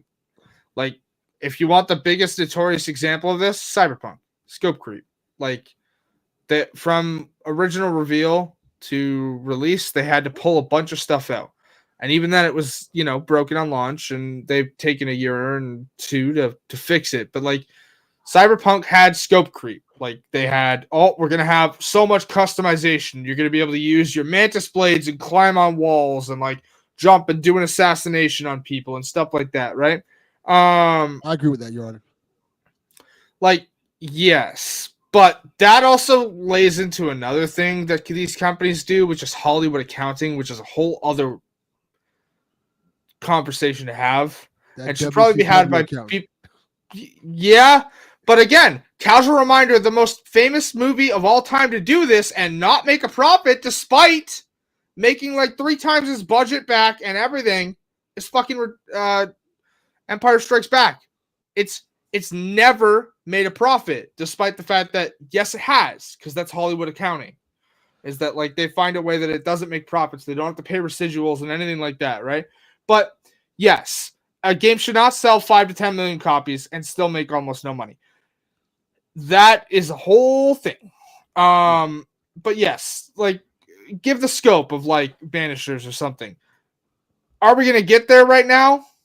I hope so, but it's going to take time. And in that time, what are we going to see from studios like Xbox or PlayStation? And I'm mentioning Xbox here again because, again, I don't care about exclusives, and it's quite clear that in the future, Xbox isn't going to care either. Despite what Phil said of like, it's just these 4 games. There is absolutely no way you had all 4 of those games ready to launch Well, in they already less lied than because as we talked on Nintendo chat, there were several games that went. yeah, I know. I saw that like most of Rare Replay came. Yeah, I saw. Don't worry. Just these 4 games, huh, Phil? Yeah. Okay. It's way Um, more than that. Yeah. Wink. But Wink. yeah, just these 4 games. Wink. Wink. But no, like it's quite clear that like I mean even Nadella, like the CEO of Microsoft has been like, yeah, I want our games everywhere, right? Like, and Phil is like slowly opening that. Even Sarah Bond is like every screen is an Xbox, right? My queen. Like it's literally just like these exclusives are going to matter less and less. Yes. So that doesn't like it's not really a big deal to me that we're so late in the cycle and we haven't had a lot. Now, yes, to Donnie's point, stop chasing technical fidelity. That would be great because here's the thing. They're chasing graphics. They're not even chasing like let's do this crazy tech thing. They're just chasing graphics. So you end up getting like a 4K game that runs at 30 when I would much prefer they focus on like a 60 FPS frame rate. Like I don't need ray tracing out the ass in my video game. You know what I liked a lot? I liked when they did the whole Spider-Man to Miles Morales to Spider-Man 2 thing. I thought that worked kind of perfectly. Like, hey, Yeah. I kind of dug that. Hey, while we're working on Spider-Man 2, we have this other Spider-Man game that took a lot less to make that's kind of in the same world that you can buy as well.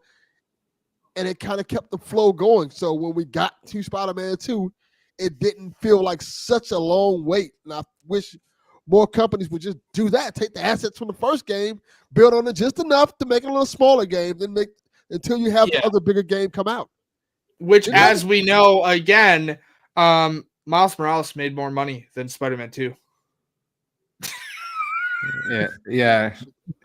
I have to agree that we don't need the big budgets. I also, without now my finance side of my brain is going into it, and I wonder, like, you see more and more of these celebrities coming in too. Like, do we need to spend money on Daryl from The Walking Dead being in Death Stranding? Yeah, that's all. Okay, Kojima, you know, Kojima's a different beast though, because Kojima goes after everybody. Like, hell, he even has George Miller in there. Like, that's a whole. Kojima's different. But then I wonder if other companies are like, oh shit, look at this, well-renowned video game maker, and then they're like, oh, we got to copy them.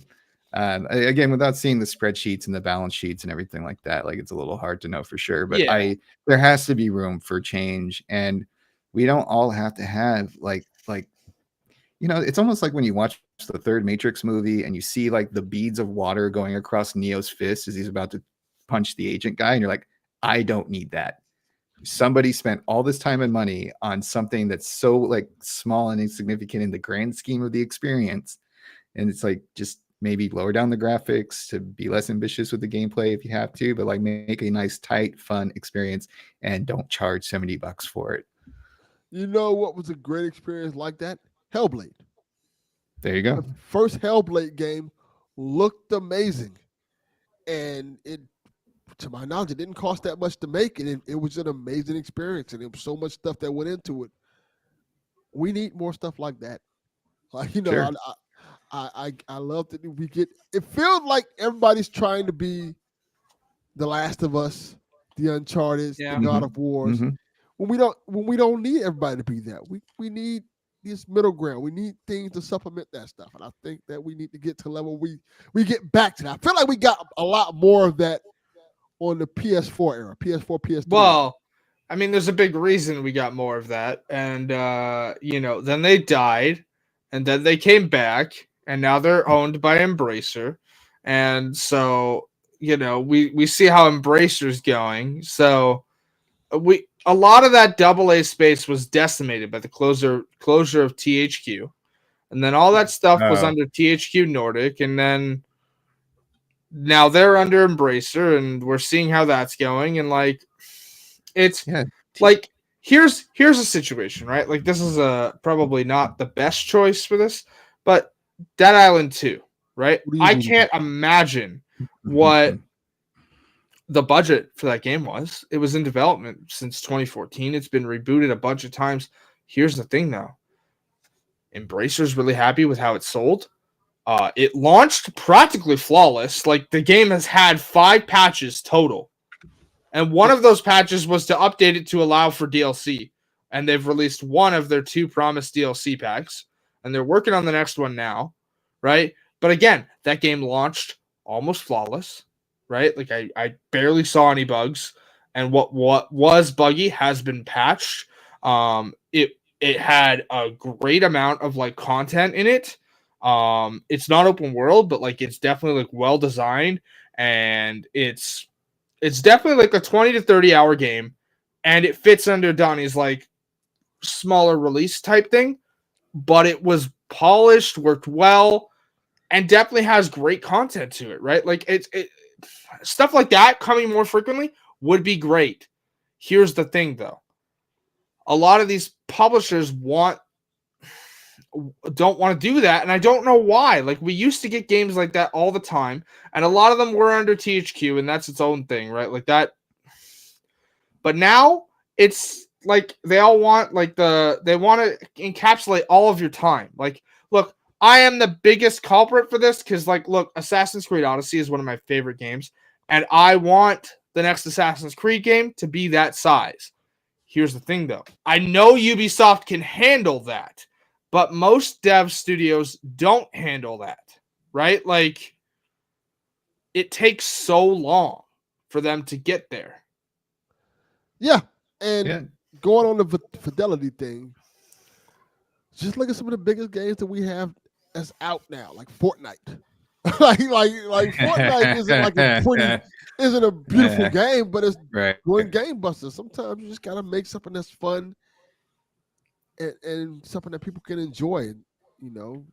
Then Star Wars Battlefront takes off because this is exactly what people have been waiting for. Yeah, sometimes you don't have to spend hundreds of millions of dollars to make a game. Just make one for a smaller amount and make something that people can enjoy. Dude, yeah, I guess too. I wonder because a lot of times for me, when I'm choosing to make my own purchases and I'm going through the PlayStation Store, you know, I do see these smaller games, but I don't know if they're any good or not. And a lot of times they're just kind of like clones of very old retro games, you know, and I'm just kind of like, I don't really know if I want to risk it. So I don't know how you get over that hump of just like brand recognition and getting, you know, folks to like take the time to give your game a shot. And maybe the way you do that is like the Prince of Persia demo, or, you know, and you heavily market the demo is out and get the press going for that. And once hopefully people play it, you know, they're like, I'm in, let's go. But I it's, you know, it as much as I agree with everything that's been said here, it is a challenge, you know, to get out there and try to, you know, find your spot and make money. Like here's the thing, and this is like a hidden gem that a lot of people probably haven't played, but I know Donnie has, and I think he agreed with me on this one. Like, I would love another Kingdoms of Amalur style RPG game, right? Yeah. Like, that game was great. It was not too large. It had 2 DLC packs, actually 3 with the re-release, but like, that game reused, I don't want to say assets because that's not the right term, but like, it reused areas of the map in different ways for different quests. It was great. The unfortunate thing is that studio went out of business because Kurt Schilling is not a great businessman. No. But that IP is under Embracer now, so we'll see what happens there. But yes, I would love another Sackboy. I would love another Astrobot. Are we going to get them? I don't know. I miss Little Big Planet in general, not just Sackboy. But like, Astrobot was great. Like, even the like tech demo that's included with the PS5, like, I platinumed that. It was a great experience. The sad part is that whatever Sony releases like a main Astrobot game, it seems to only be VR. Like, I don't have the space for VR, and I'm not interested. So no one is. But I would love to play that. Hell, again, like, Delvin, you and I, we even mentioned it earlier. Like, they're sitting on money. Yes. Just like you've got these old titles, like release. Like, you've got these old titles. You don't even have to do much work to them. Just get them natively running on PS5 and throw them out there. You've got Resistance. You've got Killzone. They literally could do what Nintendo's doing. When every time people are like, oh, it's a lot of Nintendo games. And they're like, hey, We'll just remaster this old Nintendo game that everybody loves and put it out there and make you instead of $50. PlayStation can do the exact same thing. The other thing that Resistance Collection, they have Killzone. They have so many games they can do that to. Hell, like I don't know why they haven't. Like they already have them as a collection. Do it again with Sly. I'll buy Sly instantly. Give me that. Yeah. Team up with Sega, like they were talking about, right, on one of their announcements. Come out with more Streets of Rage. Come out with more Golden Axe. I will go back into that. Well, like Shredder's Revenge. Delvin is a fellow Knowing Is Half the Podcast fan. There is a G.I. Joe old school retro game coming to Steam that looks amazing. And it looks like very much in the guise of Shredder Revenge, where it's like an homage to the older. Yeah, was arguing about that, by the way. Oh, really? It's because not good. He's also a big G.I. Joe fan. Yeah. And he saw the gameplay for it, and he doesn't like it. I'm like, maybe it might be like Shredder's Revenge. That's what I'm thinking. Like it's good. It does look a little bit more stiff than Shredder's Revenge, but also like with the exception of Snake Eyes, they're not ninjas, and they're supposed to use guns. So like that was his complaint. Yeah. But I would like to see stuff that taps into our nostalgia, both for retro style games that are getting a facelift and just tapping into those old IPs. I mean, if you give me a He-Man, a Thundercats, a Voltron of some kind of game, and it's decent, that maybe could be another thing that fills the gap with these smaller, cheaper games that people are interested based off of existing IP. Yeah, because frankly speaking, us old people are buying the games and watching the properties. They're remaking He-Man for a reason. Yeah, because Kevin Smith is awesome in that regard. Kevin Smith, more He-Man, more He-Man, more He-Man. Because old people are asking for it. Here's my one thing. I'll watch it if you get rid of Chris Wood. Get that motherfucker out of your properties right now. I don't know who Chris Wood is, so fuck him. Get out. Just give me my. I'll tell you when we're off air because I'm not going to air celebrity drama on the podcast. But yes. Yeah. But like if you look at the things that come out, like even Avatar: The Last Airbender, they bringing it back because there's this generation of people who are asking for that stuff back. So why not just appease that generation who will buy this stuff? Like I was talking about the other day, like Nickelodeon All-Star Brawl. Oh yeah, all those characters. That game sold pretty decently because there are a lot of people who like those characters. There's your shout out, Delvin Jr. You love that game. I know you do. Yeah, I was also into WB Versus for a while. I thought it was fun, but like play Shaggy versus Batman, great, Yeah. And they don't have to be fancy, and they could be just very more casual games that, maybe you only spend 30 minutes to an hour playing in a game session. Or you come up with some kind of mode that like mixes and matches stuff like they did with that Streets of Rage DLC, where all of a sudden you have like the random missions that have different setups, and it increases the gameplay value because you're having a different experience each playthrough. And that's what Nintendo does brilliantly. Yeah. Nintendo is going to bring you a franchise that I loved 20 years ago, then bring it into the modern times that your kids are going to love, and make you come back to it. And they're going to keep doing that over and over again. And people are going to keep sopping it up because Nintendo is the best at doing that. Like there are games, franchises that Nintendo just have just in the back that they just haven't even brought out yet that people are waiting to come out. People are still asking for Metroid. Have they brought back Winback from the N64? We were just talking about it on Nintendo Shack. Really? I'm gonna have to go listen to it. I should listen to Nintendo Shack more, because I am very much older Nintendo than more modern Nintendo. That's why I'm there. I am the older Nintendo. I remember playing the game Winback, and it was like just dumb fun. Like it very revolutionary for its time. It fit the controller so well with like the turning of like around corners and shooting out a corner shooting. It kind of had like that virtual reality, like virtual fighter feel with the character design. If I remember correctly. Wow, I'm glad I was thinking about that while we were having this discussion. I was like, wow, what's the old game that I would like to see come back? Because we literally had that conversation on Nintendo Shack.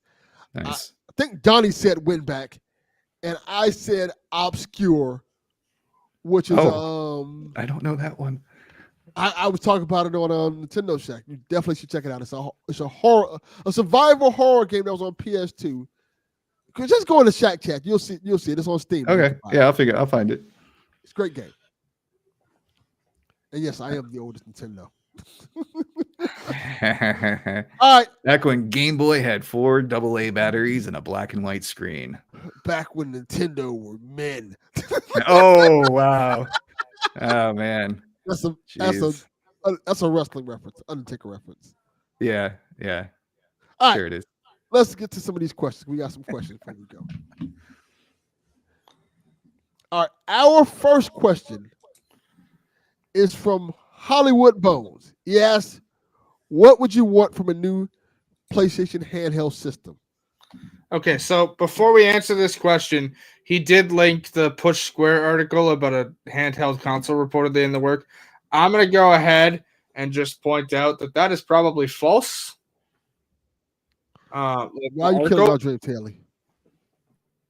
Because it was like a 4chan thing. I'm not killing hopes. I'm just saying that, like, we're going to answer the question, so don't worry about that. But, like, I don't want people to get their hopes up because, like, this rumor started out of nowhere and it was from an unreliable source. So, like, okay, don't be thinking it's an actual thing. All right, day, by the way. All right, Snurts, you go first. I don't have much to say about handheld because I'm not in the market for one. But if it's something like the Steam Deck that can connect to my PSN library, I mean that would probably be something that's entertaining to me. Something with a nice screen that has a nice feel to it. But I mean, the other downside to this is like I can only buy so much expensive stuff, and as we discussed last time, I already spent that money on a soundbar. So like, yes. There is like one of those things where like you look at it and you're like, it's a $600 portable gaming experience that connects to your PlayStation, and I'm just like, God, it's just another $600. And the only time I would really use it is when I go visit my lovely mother up in McKinleyville, and like would rather, like, my whole point of me going to that place is to visit my mother, not to find a different way to ignore her while playing video games in the living room. You know, like that's what video games are for, to ignore your family members.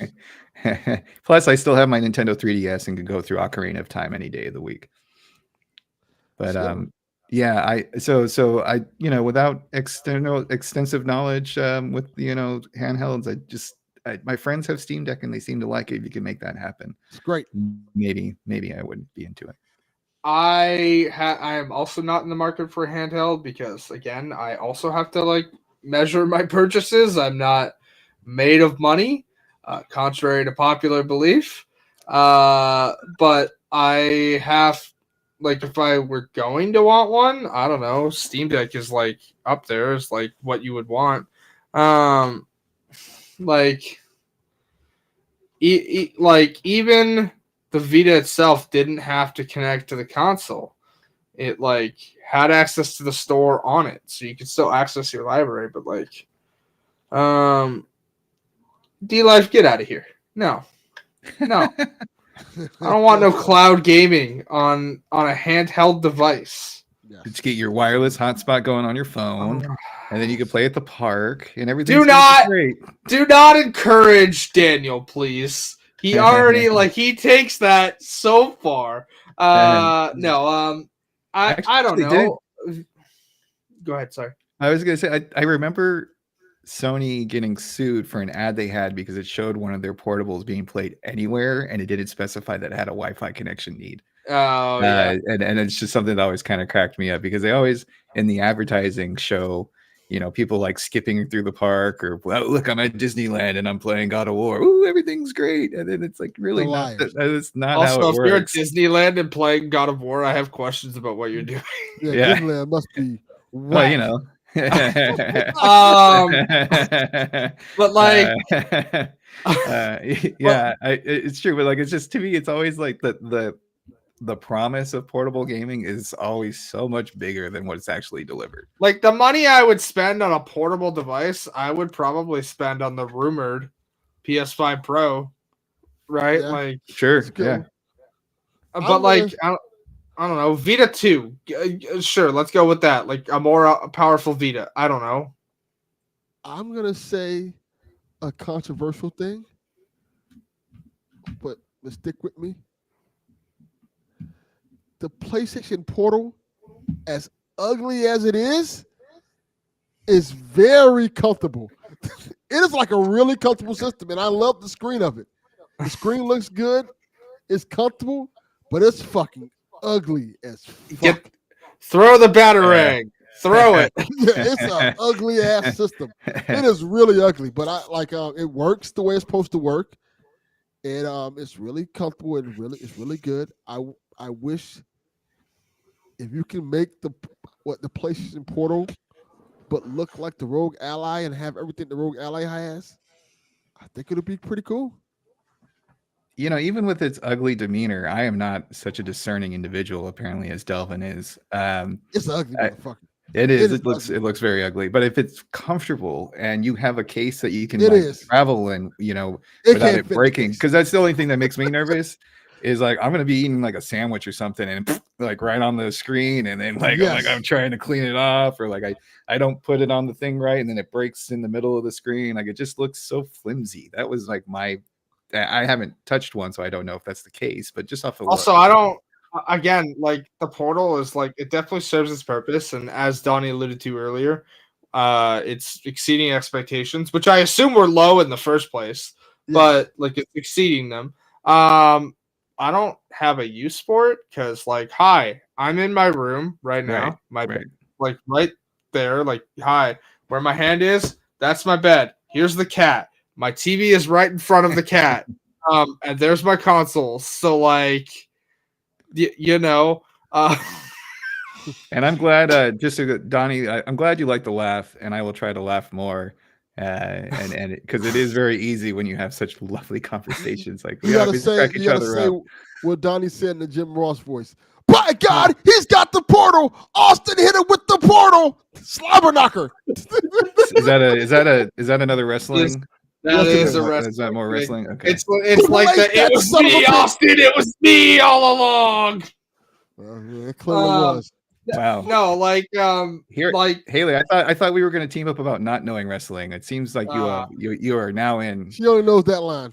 I know. I literally know just that, and I only know it because of watching Ray react to like clips of like old things. It's like we don't know who. Also, it's a very famous clip of like Vince McMahon doing like, "It was me, Austin. It was me all along." I see. We don't know who this Ray is. Oh, Ray Narvaez Jr., FrameRateMerch.com. That guy. I watch him. And I'm sure you have it. Anyways, I don't know. I don't really know like what I want in a handheld because like neither one of you like handhelds. I'm the only one. I just don't have a need for it. That's okay. I will accept that criticism because I don't watch wrestling. So. If somebody wants to give me a free Portal or portable game system to test out and give my opinion on, sure, fine, Absolutely.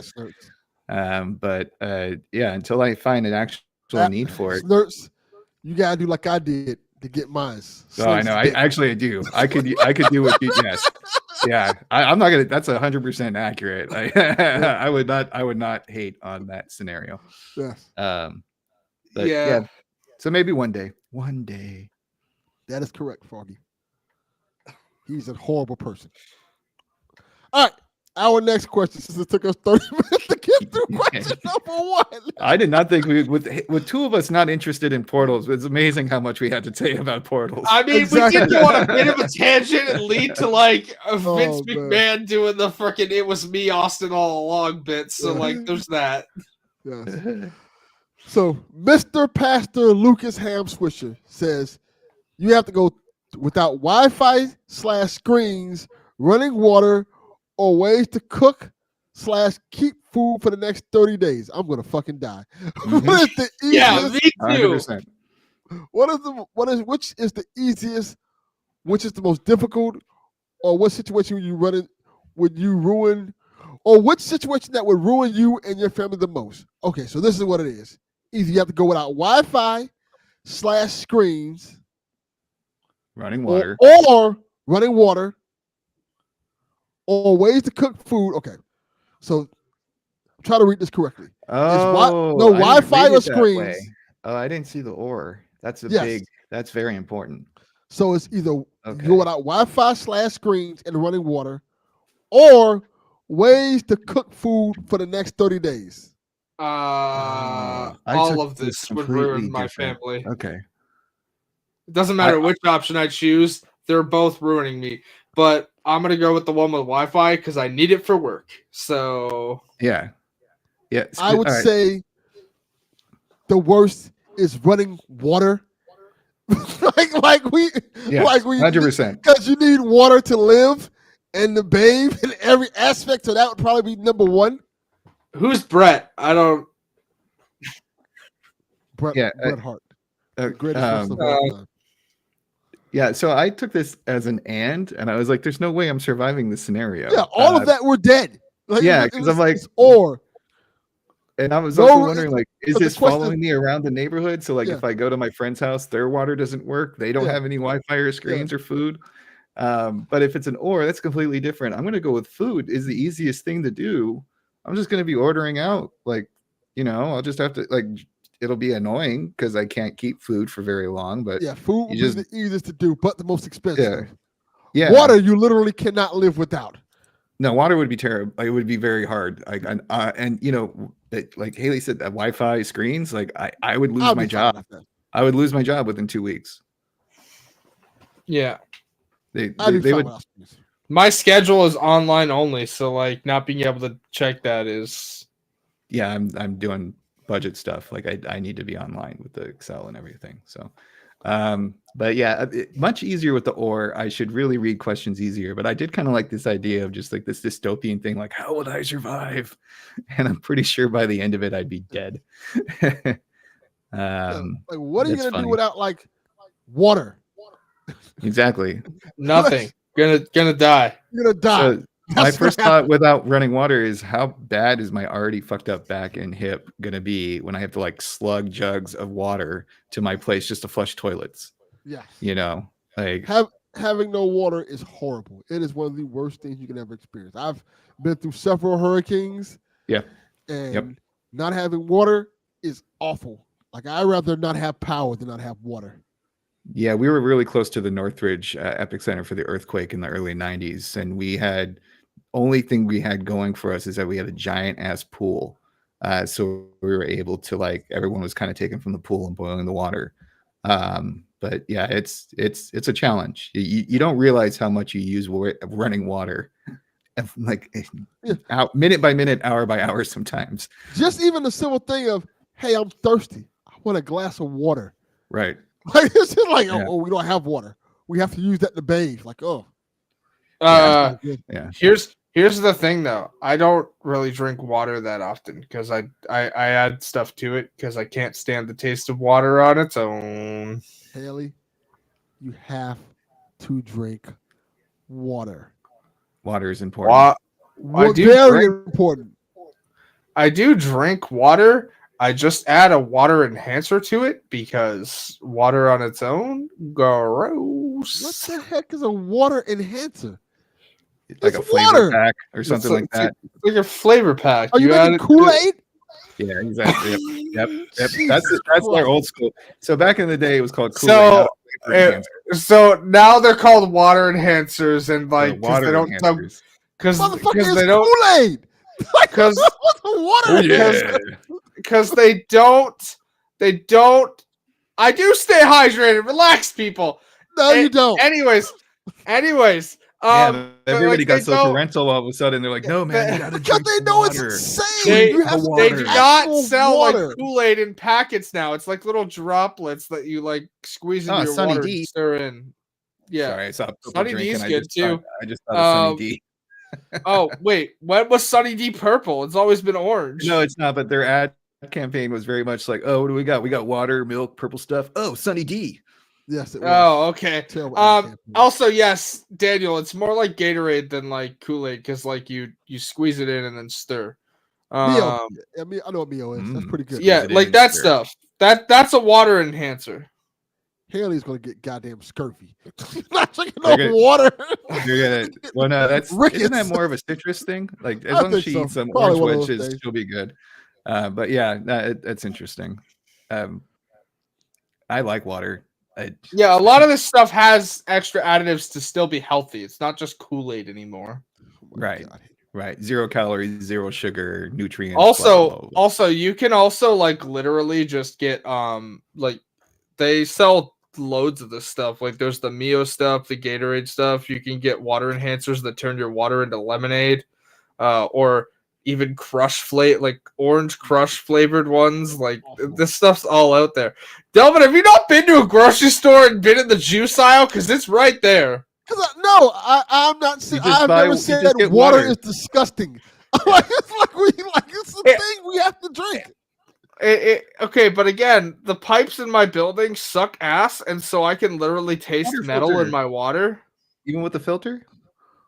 What filter? We Buy a can't filter. install one. Brita filter. I'm not spending $40 on a fucking Brita filter. How much money are you spending on all these enhancements? Yes, $2.99 for a little container of it. Is this a Prince Nigerian scam where you just no, I promise you. Like, look, literally, hold on. I'm gonna go to Walmart right now. Walmart.ca. Walmart. I know exactly what you're talking about. I'm not talking about the water enhancer. This is a very accurate description of our podcast. Yeah, no, Delvin is the parent.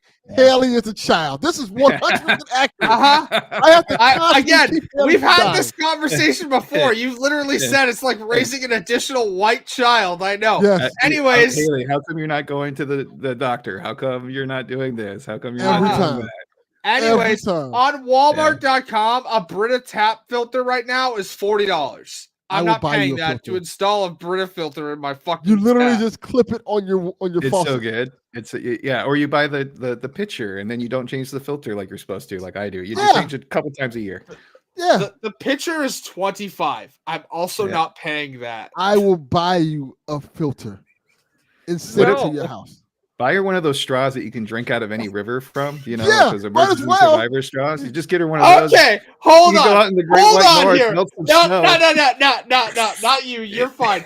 Donnie, I'm refuting that shit. No. What? No, you did not.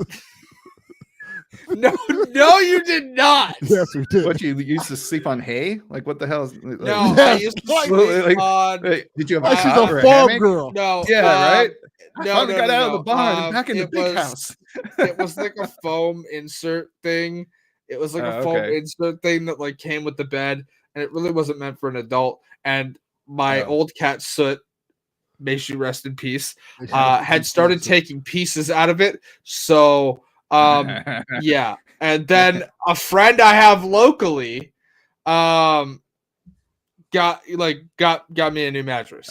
That is great. With the facts. Boil your water with some lemon, some salt, strain it and cool it in a pitcher. Haley acting like she's got third world problems. I just don't like the taste of plain water. What do you want from me?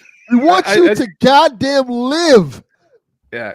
Like, we're not saying like we're like waking up every day going like, this fucking water, but like we need it and it's good. And I feel much better when I'm hydrated than when I'm not. I drink enough water. Okay. You don't believe that it's at all. Just got sugar in it.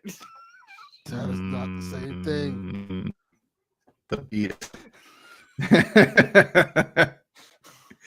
All right. Well, that was fun. Piling up on Haley there for water. Right now, I am ordering Haley a water filter. No, do not do this because You don't have a goddamn choice. No. Hold on. I literally actually do not know if my tap can install it. We cannot even install.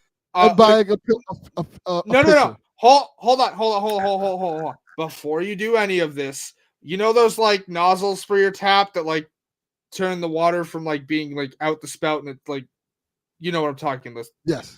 Yeah. We can't even install that. So do not buy me a water filter because I actually physically cannot install it. You don't need it. Is stupid. This is just a pitcher. Do not buy me a pitcher. God. I'm buying you a pitcher, Haley. Oh my god.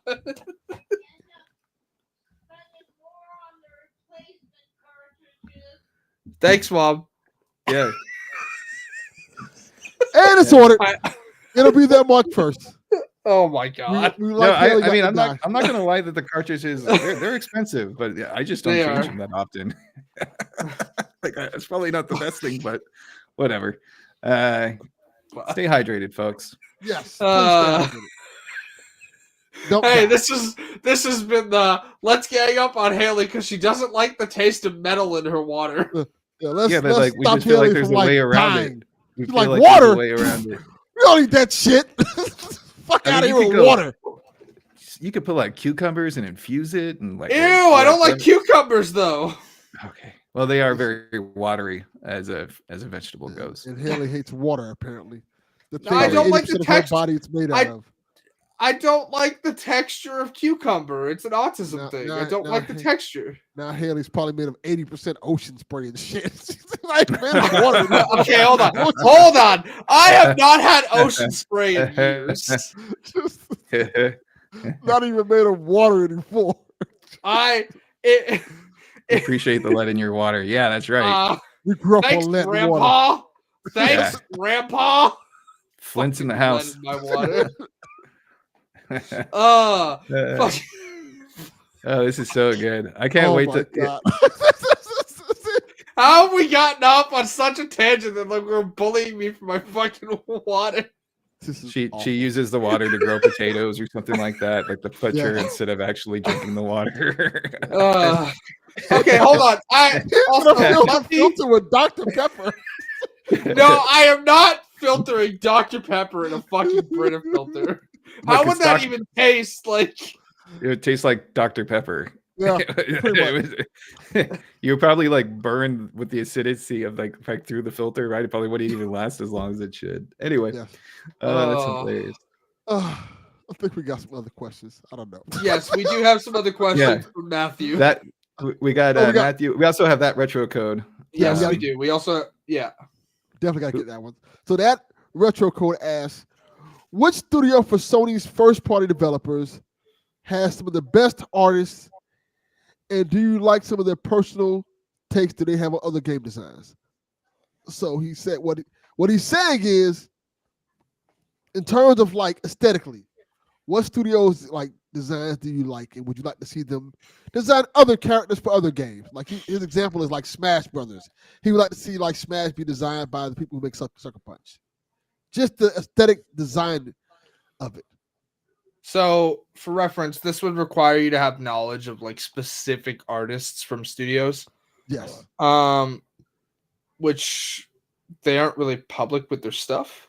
We could talk about how the games. I know we can be, yes, but like a good example of this is that like whenever another Sony first party studio releases a game, they'll often like Sony Studios will release art of their characters interacting with the characters from that game. Like good example of this is like Deacon St. John interacting with Aloy, or Aloy interacting with God of War, Peter and Miles interacting with Atreus and Kratos, stuff like that. Like they make these nice little photo collages sometimes when games release. I like Santa Monica style and Insomniac. Like they'd be pretty cool to like work on that style of game, maybe. I was trying to think of what Sony Santa Monica could do besides like a mythos-based game that could be. Well, they're apparently working on a sci-fi game right now. Yeah, there you go. So like, because I've enjoyed their art design for the God of War series since PS1 days, and if they can do something that's in another genre that shows off their skills in a different light, that could be fun. I also have to say that retro code always has amazing questions that really make me go like, I gotta look into this. I gotta think about this. Very detailed stuff about the industry. Yeah, he always asks very good questions. Yeah, he's really into that type of stuff. He's he does other video game podcasts. He's a great dude. Yeah. So I just appreciate the really detailed questions that make me kind of like look up some things. And anecdotally, one of the artists that I used to work with at Pandemic Studios on Lord of the Rings Conquest went from Lord of the Rings Conquest to God of War 3. Oh. And he said how much nicer it was to be able to work on a game where his art, because like if memory serves me correctly, he helped design the Poseidon look for the opening fight of that game. And so he went from something that was like basically like Battlefront for Lord of the Rings to Sony Santa Monica. And it was kind of interesting hearing him as an artist being like so much more into the Sony Santa Monica job, because he was just kind of able to spread his wings and really show off his talent. You know what? That'll be my answer. I really dig the Sony Santa Monica art style for like their Greek mythology and characters like that for God of War. They did like an amazing job with it. Like even how Thor looks. Yeah. Like Thor looks amazing. Oh, And it's more accurate to the original mythos versus the Marvel Pretty Boy version, which yes. I like both versions myself, but it's nice that or Gaia. Like I remember just the Titans. Well, yeah. also amazing. let's not forget that, like, yes, Santa Monica's version of Thor is more accurate to the original mythos, but the original mythos has its own problems. Not lots of them. Yes. Well, yes, they do, but this wasn't even a thing about that. The original mythos is great if it hadn't been co-opted by a certain group of people. I don't even want to know. It sounds like something terrible that I don't know exists. I don't even want to know. You can tell me offline. I'll move it I on will from that tell one. you offline. Yep. Why does they have to ruin everything? Anyway, I say it all the time, Slurps. Yeah, all the time. but I do. Now that you mentioned it, like I'm thinking, like, oh man, if Sony Santa Monica could do like a Pacific Rim kaiju type of game, that'd be cool. Man, I mean, maybe that would be up their alley because I'm thinking like they had those giant titans for God of War 3, and maybe they could do something similar where, like, But yeah, great question. All right, we got 2 more questions. I'm gonna get we got one that's a multi question, which is a bunch of questions, and we got one more question after that. But I'll get to the one more question before we get to Matthew. Yeah, Matthew always asks a bunch of questions at once, so we'll do his question last. Yes. So Our question from WFOD podcast, he asked, "Is Mario the original furry?" I remembered what the acronym stands for just now, which is why I started laughing. Yes. And then I'm like, well, and the question makes sense. Anyway, I have an answer. Pac-Man had a secret furry life before our boy from Brooklyn. I don't have any evidence. I just know in my heart that that's true. I'm trying to think. Do you consider Mario, I guess, in the Tanuki suit, a furry? I mean, when he's wearing the raccoon suit. Yeah. No. Well, I mean, I'm using a very light definition of furry, and Yes. I'm not trying to imagine that because I don't know that much about Well, that. hold on. This would require you to have actual knowledge of what a furry is. If you're saying you're using a light definition of furry, I gotta know what your actual definition of furry is, because something tells me it's not what a furry is. My understanding of what a furry is people who like to engage in sexual content while wearing costumes of. That is not what a furry is. Just so we're clear, it's just people who like to dress up as animals. That is a common misconception.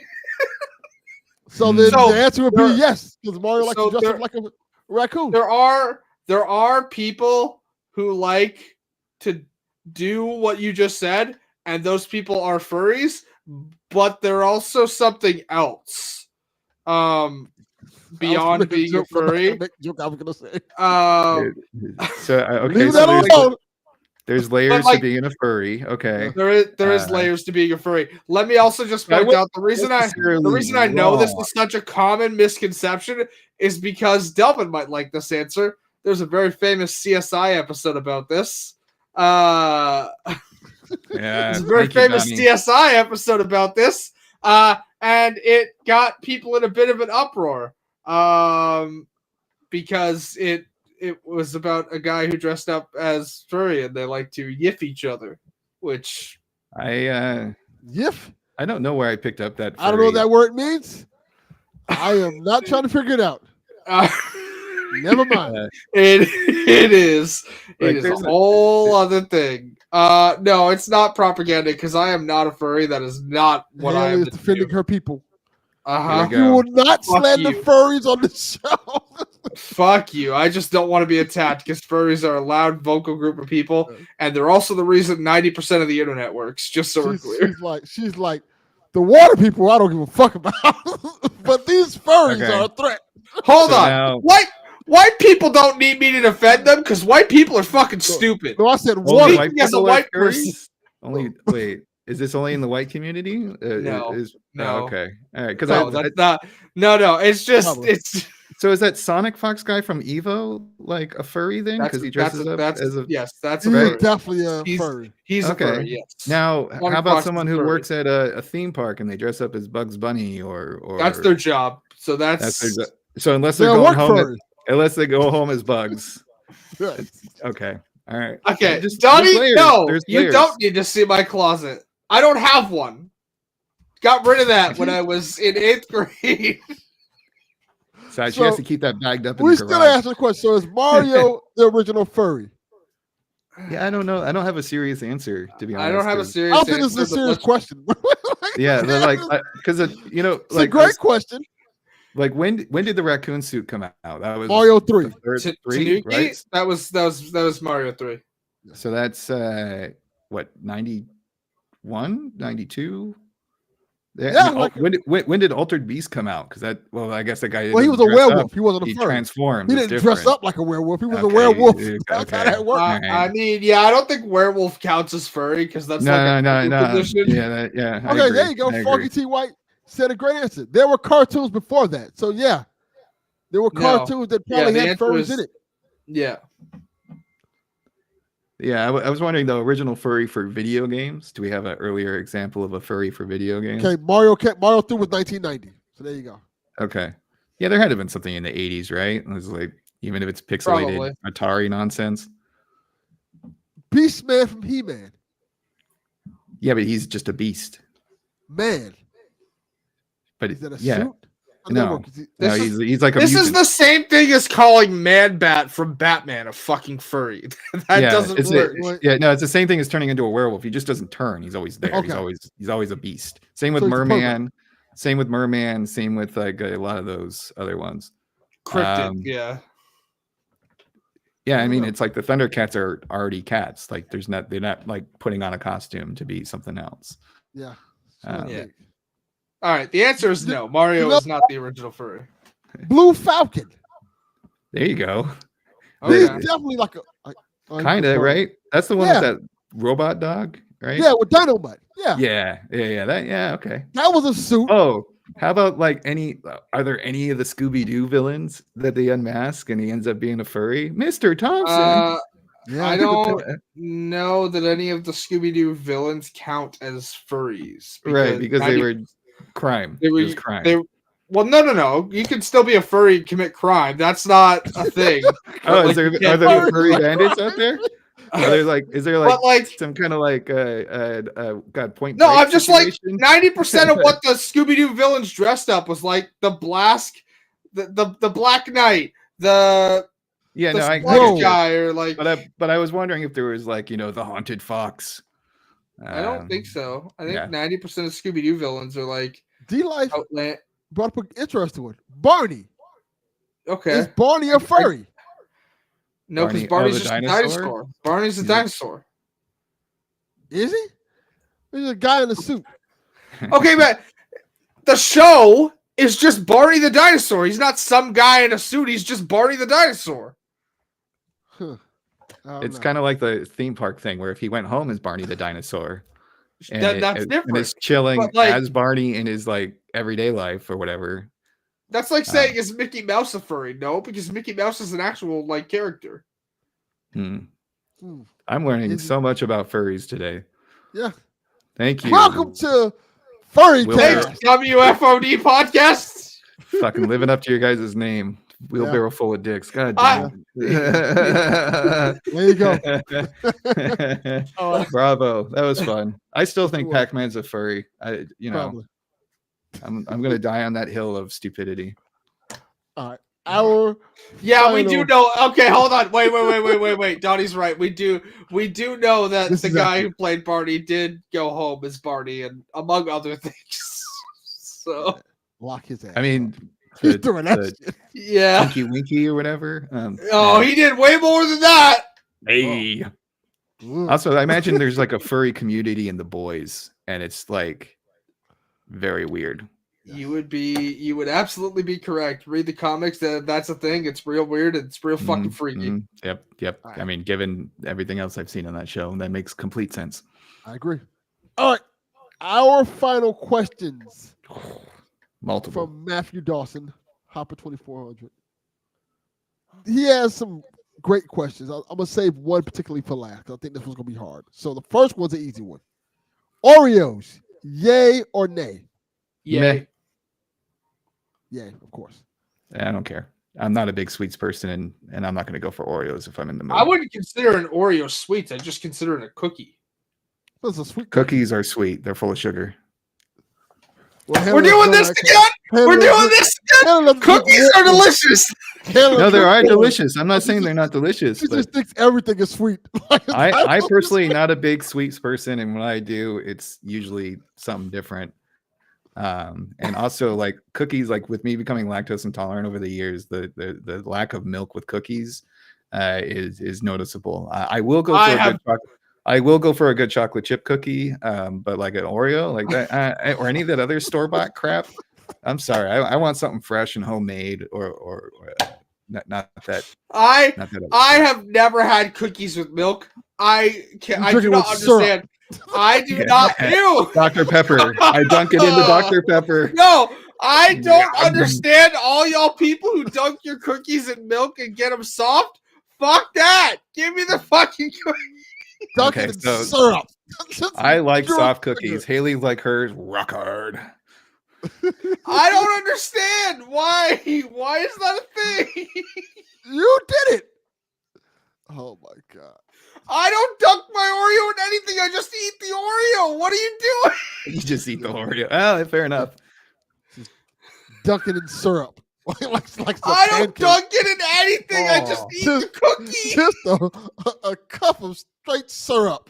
She pulls out the jar of peanut butter. She scrapes the cookie around the jar of peanut butter. Ew, God, no. I don't like peanut butter either. All right. That was fun.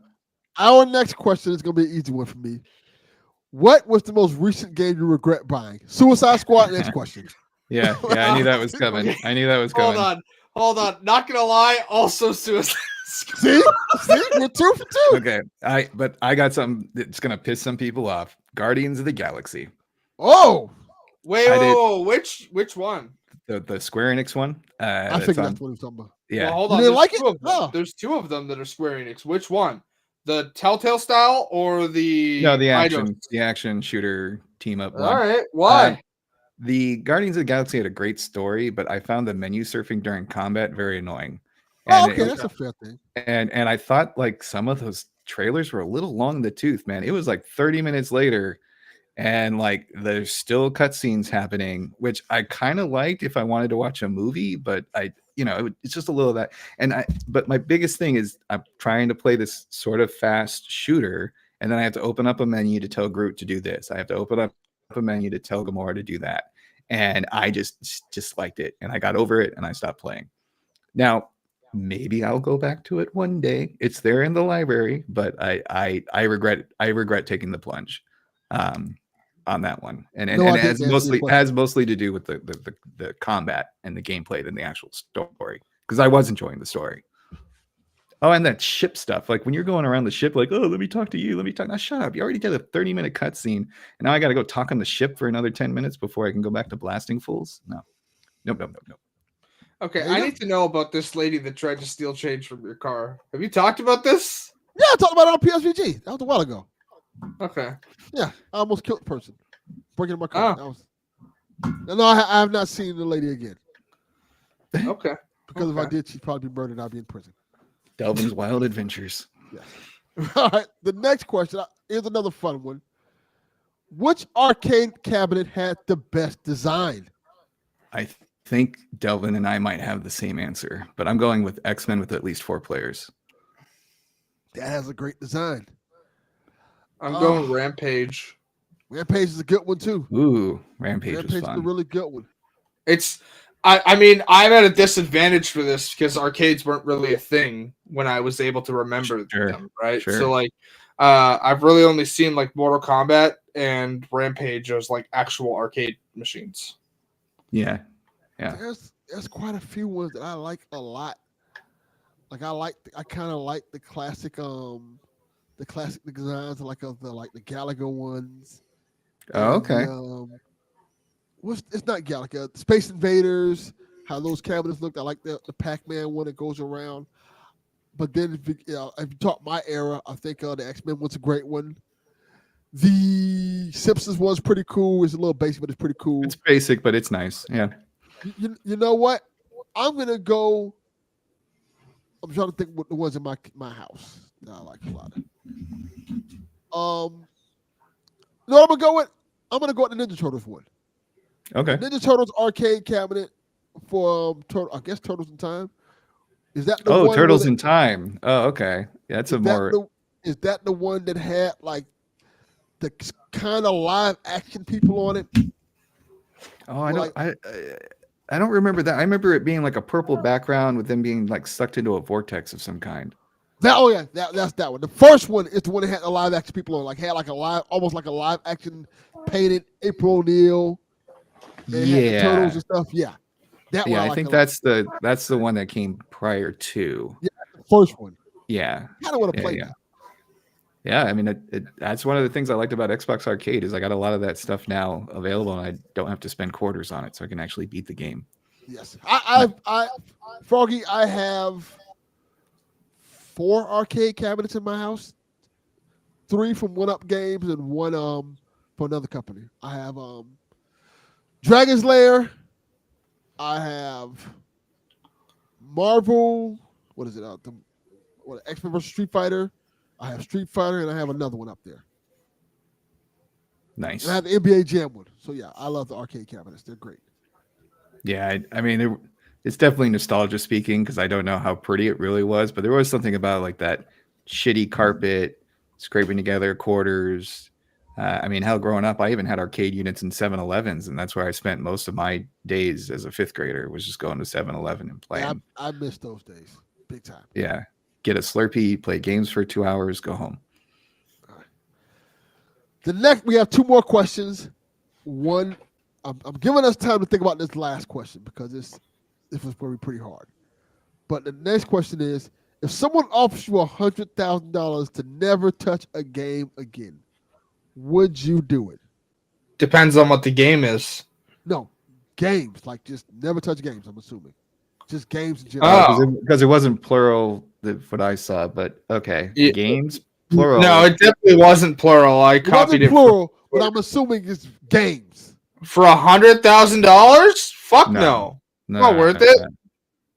I don't think I'll be able to do it because there's so many aspects of games that you don't think about, like on your phone and things like that. It's like games are a big part of like life. Also, if you go to the board and card variety, that's like, what am I going to do with my life? Yeah. I thought he meant game, and I thought he was finding an ingenious way to give everybody here $100,000 for never playing Suicide Squad again. Yes. Because if it's just a game. Yeah. But oh, no. Yeah, we're getting a little breaky break. Assuming. Yeah. You guys good now? We lost you there for a moment, Delvin. Yeah. That's weird. All right, we're back. You're back now. Okay, we get. So yeah. Yeah, and I'm sure whatever you said was 100% accurate. Yes, it was. Let's get to our final question before the stream dies. Yeah. This is a great one, and I'll save it for last. But I don't know the answer, and I've been stalling trying to think of it. He asked, "What was the best decade in gaming?" That's a toughie. I don't know. Yeah, I mean, It's I don't think I want to say. Yeah, exactly, Haley. It's very subjective. I want to say from 2010 to 2020. All right. I can see that. That's a good answer. That feels like a safe answer, considering all the stuff that came out from that time to that time, like, BioShock. It's a lot of stuff that came out. A lot of franchises were built around that time. So I think that's the era I would go with. Yeah. I mean, they are all great for different reasons. Yeah. I mean, that's really the only one I can actively remember besides like the gen before that having like the Tony Hawk games. But like, yeah. I was partial to 2000 to 2010. just because like the Halo games, World of Warcraft, Call of Duty takes off, God of War, Mass Effect, Half-Life 2, Shadows of the Colossus, even Arkham Asylum hit the end there at like 2009 or whatever when it came out. That's a great era too. So it's and to me, I have a strong nostalgia feelings for that because that's when I was in college for the majority of that decade, and there was just a lot of late nights playing World of Warcraft and Halo and Call of Duty with friends.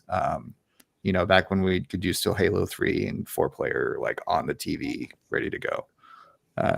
But it has its limitations too, because if I got stuck only playing those games from 2000 to 2010, I would get kind of bored of gaming eventually. So I do appreciate the continued march, and I feel like you can make an argument for almost any decade that's not like the early Atari. 90s or late. Yeah, exactly. Any decade that's not Atari, ColecoVision. Yeah, maybe you start with the NES and upwards, but like even back then, like if I was stuck only playing Sega and Super Nintendo games, I don't think I'd be as big a gamer as I am. Oh, I definitely think I would. From 90 to 2000.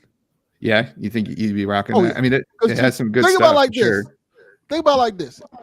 Take in consideration during that brief time, we got NES was already out during that time. You got Super Nintendo, Sega Genesis, Sega CD, 32X, 3DO. And you get Turbo PS1. You get a lot of You shit. get PS1 and Nintendo 64 as well, huh? Yes. And then you end okay. off with like the Dreamcast. Like there's a lot of stuff that came out in that era. Game Boy. Okay.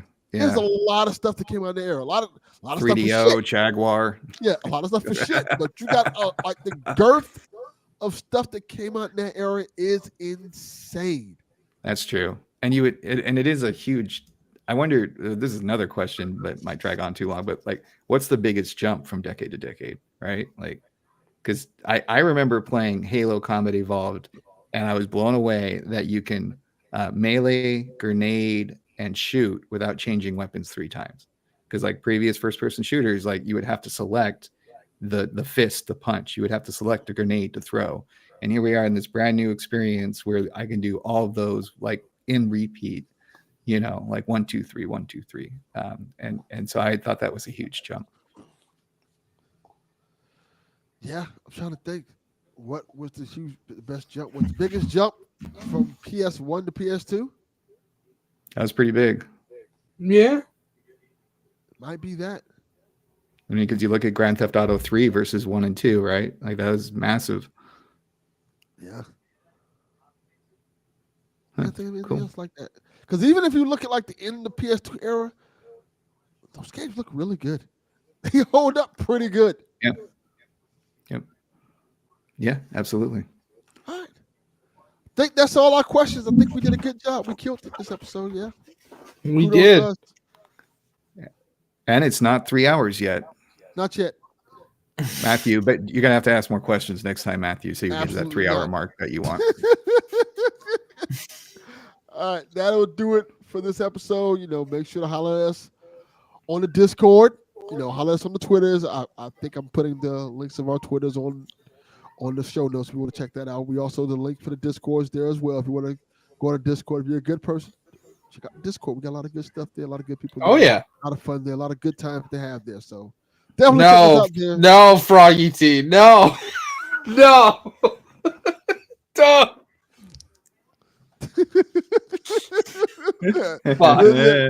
Yes. We saved Haley. So hopefully by the time you hear the next episode, Haley won't have rigor mortis. Jesus. Jesus. I think I'll be okay. I fucking like it's been 28 years. I think I'm okay. I don't know about that. We all think we're okay at 28, and then 40 That is correct. happens. I mean, I'm definitely not okay. My knees suck, dude. Well, I'm that's why, sorry to hear because you that. have no water. Your water. No, is I'm pretty Kool-Aid. sure it's pretty sure because my job requires kneeling a lot. Oh, by the way, speaking of, I have to mention this while we're on the fucking air. Yo, customers, none of them are listening to this, but I need to rant. If you see me on my knees counting, don't task Don't ask me if I'm doing my penance. Why? I don't. Well, Eh, that could have like- turned out a lot eh. worse. yeah. Yeah. I wasn't worried about penance. I was worried about penis. Yes. With that, we end the show.